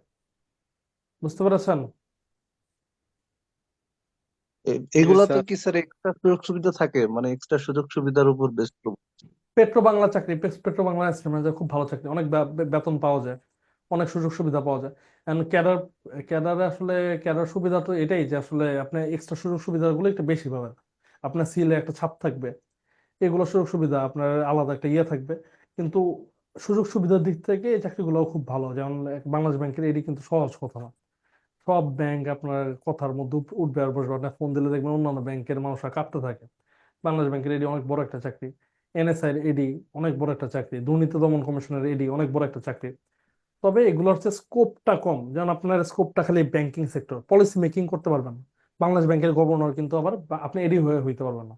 বিসিএস ক্যাডারে একজন হচ্ছে বাংলাদেশ ব্যাংকের গভর্নর হয়, যেমন অ্যাডমিন ক্যাডারের হয়েছে, ট্যাক্স ক্যাডারের হয়েছে বাংলাদেশ ব্যাংকের গভর্নর। তো বিসিএস ক্যাডার থেকে এসে গভর্নর পদটা পায়। তাহলে আপনি আবার এডি হয়ে আপনি গভর্নর হইতে পারবেন না। তো পলিসি মেকিং এর সুবিধাটা আপনাদের জন্য লিমিটেড হয়ে যায় আর কি। এরপরে এনবিআর এর চেয়ারম্যান, যেমন এবার বর্তমানে এনবিআর এর চেয়ারম্যান ট্যাক্স ক্যাডার থেকে হয়েছে। তো এরকম পলিসি মেকিং এর কাজ যদি করতে চান তাহলে বিসিএস আসতে হবে, নাহলে হচ্ছে লিমিটেশন হয়ে যায় আর কি। কিন্তু চাকরির সুযোগ সুবিধা পাবেন, অনেক সুযোগ সুবিধা আছে আর কি। বুঝতে পেরেছেন? স্যার গ্রেড প্রমোশনের ক্ষেত্রে শুনেছিলাম জসিম স্যার একটা সেশনে যে বাংলাদেশ ব্যাংকে আর কি তাড়াতাড়ি ইয়াগুলো হয়, যে 9 গ্রেড থেকে 7 গ্রেড 6 গ্রেডে যাওয়া। হ্যাঁ, বিসিএস এর প্রমোশন হয় যে ডেপুটি গভর্নর হইতে পারলে তো খুব বড় পোস্ট, ডেপুটি গভর্নর বাংলাদেশ ব্যাংকের। তবে ওই যে গভর্নর পদটা পাওয়া যায় না। আপনি যদি মনে করেন এই যে অনেকে যে এটিএস বাংলাদেশ পর্যন্ত। আনসার ক্যাডার একটা ভালো ক্যাডার, আনসার ক্যাডার কিন্তু অনেক ভালো ক্যাডার। আনসার ক্যাডার আপনি গাড়ি সুবিধা, রেশন সুবিধা এসব পান। আবার আনসার ক্যাডারে দেখা যায় যে আপনার আগে পিছে এরকম 200-300 মানুষ থাকে সারাদিন আপনার আন্ডারে, আপনার কাজ করার জন্য রেডি থাকে 200-300। আনসার বাহিনী তো অনেক বড়, কিন্তু দেখা যায় আপনি আনসার ক্যাডারে ঢুকলে আপনি সর্বোচ্চ পদে আপনি আসীন হইতে পারবেন। আনসার ক্যাডারের সর্বোচ্চ পদ আসে বাংলাদেশ মিলিটারি থেকে। আহ, একজন ব্রিগেডিয়ার জেনারেল বা মেজর জেনারেল আসে, তো এটা একটা সমস্যা। এনএসআই এর একটা সমস্যা হচ্ছে একটা জায়গায় গিয়ে প্রমোশন আটকে যায়, এটা একটা সমস্যা। তো এগুলো কিছু সমস্যা আছে। এরপরে কি জানি অ্যান্টি করাপশন মানে দুর্নীতি দমন কমিশন, এখান থেকে হচ্ছে প্রমোশনটা আটকে যায় একটা পজিশনে গিয়ে। এগুলো পরবর্তীতে একটু সমস্যার কারণ তৈরি করে। এই আর কি। আর কোনো আমাদের তথ্য জানা আছে? এডমিন ক্যাডারের পোস্ট গুলো আসলে কিভাবে গ্রো করে, মানে প্রথমে আপনি কি হিসেবে জয়েন করেন বা অ্যাসিস্ট্যান্ট কমিশনার পর সিনিয়র অ্যাসিস্ট্যান্ট কমিশনার, এরপর ডেপুটি কমিশনার পর জয়েন্ট কমিশনার। আমাদের অ্যাডমিন, ট্যাক্স এবং কাস্টমস এর সেমই, মানে আমাদের মানে লাইনটা সেম। অ্যাসিস্ট্যান্ট কমিশনার, এরপর হচ্ছে deputy commissioner, senior assistant commissioner, এরপর ডেপুটি কমিশনার, এরপর জয়েন্ট কমিশনার, এরপর হচ্ছে কমিশনার পর্যন্ত হইতে পারবেন, কমিশনার হাইয়েস্ট পোস্ট কমিশনার। এরপরে আমাদের ক্ষেত্রে ট্যাক্স আর কাস্টমস এর ক্ষেত্রে এনবিআর এর মেম্বার, আর অ্যাডমিনের ক্ষেত্রে হচ্ছে সচিবালয়। আর আপনি যদি মনে করেন একটা খারাপ ক্যাডারও পেলেন, আসলে কোনো ক্যাডারই খারাপ না, তারপরে যদি মনে করেন একটা আপনার পছন্দসই ক্যাডার আপনি পাইলেন না, তখন আপনার 3-4টা পছন্দের ক্যাডারের মধ্যে একটা ক্যাডার পাইলেন না, ধরেন পরিবার পরিকল্পনা ক্যাডার পাইলেন, এরপরও আপনার একটা সুবিধা থাকবে, আপনি আবার অ্যাডমিন ক্যাডারে চলে যেতে পারবেন। কারণ এটা তো সব ক্যাডার থেকে অ্যাডমিন ক্যাডারে যাওয়া যায়। যেমন আপনি যখন ডেপুটি সেক্রেটারি হতে চান, তখন সব ক্যাডার থেকে ডেপুটি সেক্রেটারি করা হয়, যদিও অ্যাডমিন ক্যাডার 75% আর 25% হচ্ছে অন্য ক্যাডার থেকে নেওয়া হয়। তাহলে আপনি কাস্টমস ক্যাডারেও যদি হন, তাহলেও আপনি আবার অ্যাডমিন ক্যাডারে যেতে পারবেন। আপনি যদি রেলওয়ে ক্যাডারে থাকেন, ওখান থেকে আপনি অ্যাডমিন ক্যাডারে যেতে পারবেন। ইনফরমেশন ক্যাডার থাকলে ওখান থেকে আপনি অ্যাডমিন ক্যাডারে যেতে পারবেন। তারপর সুইচ করতে পারবেন, এটা অনেক বড় একটা সুবিধা। যদি আপনি মন মতো ক্যাডার না পান, তাহলে আপনি অ্যাডমিন ক্যাডারে চলে যেতে পারবেন, এটা কোনো ব্যাপার না। Thank you sir. বুঝতে পেরেছেন? জি স্যার, থ্যাংক ইউ। স্যার, আমাদের আর তো কোনো মেইনলি এটা ব্যাংকিং মানে এডির জন্য আর কি প্রিপারেশন এই কোর্সটা।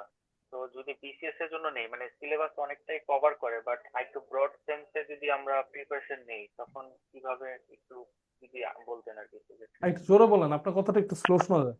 স্যার, আমাদের এটা তো ব্যাংকিং কোর্সের মানে কোর্সটা ব্যাংকিং জবের জন্য।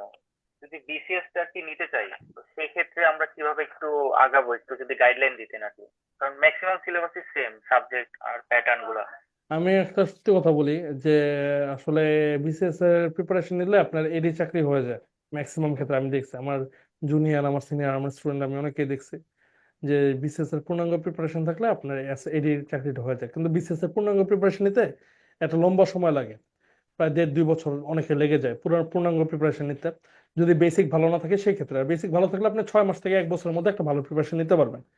তো ওইটা হয়ে যায়। তবে এডির প্রিপারেশন নিলে বিসিএস হবে না, কারণ সাধারণ জ্ঞান অনেক লম্বা, বিসিএস এর সাধারণ জ্ঞান অনেক বেশি।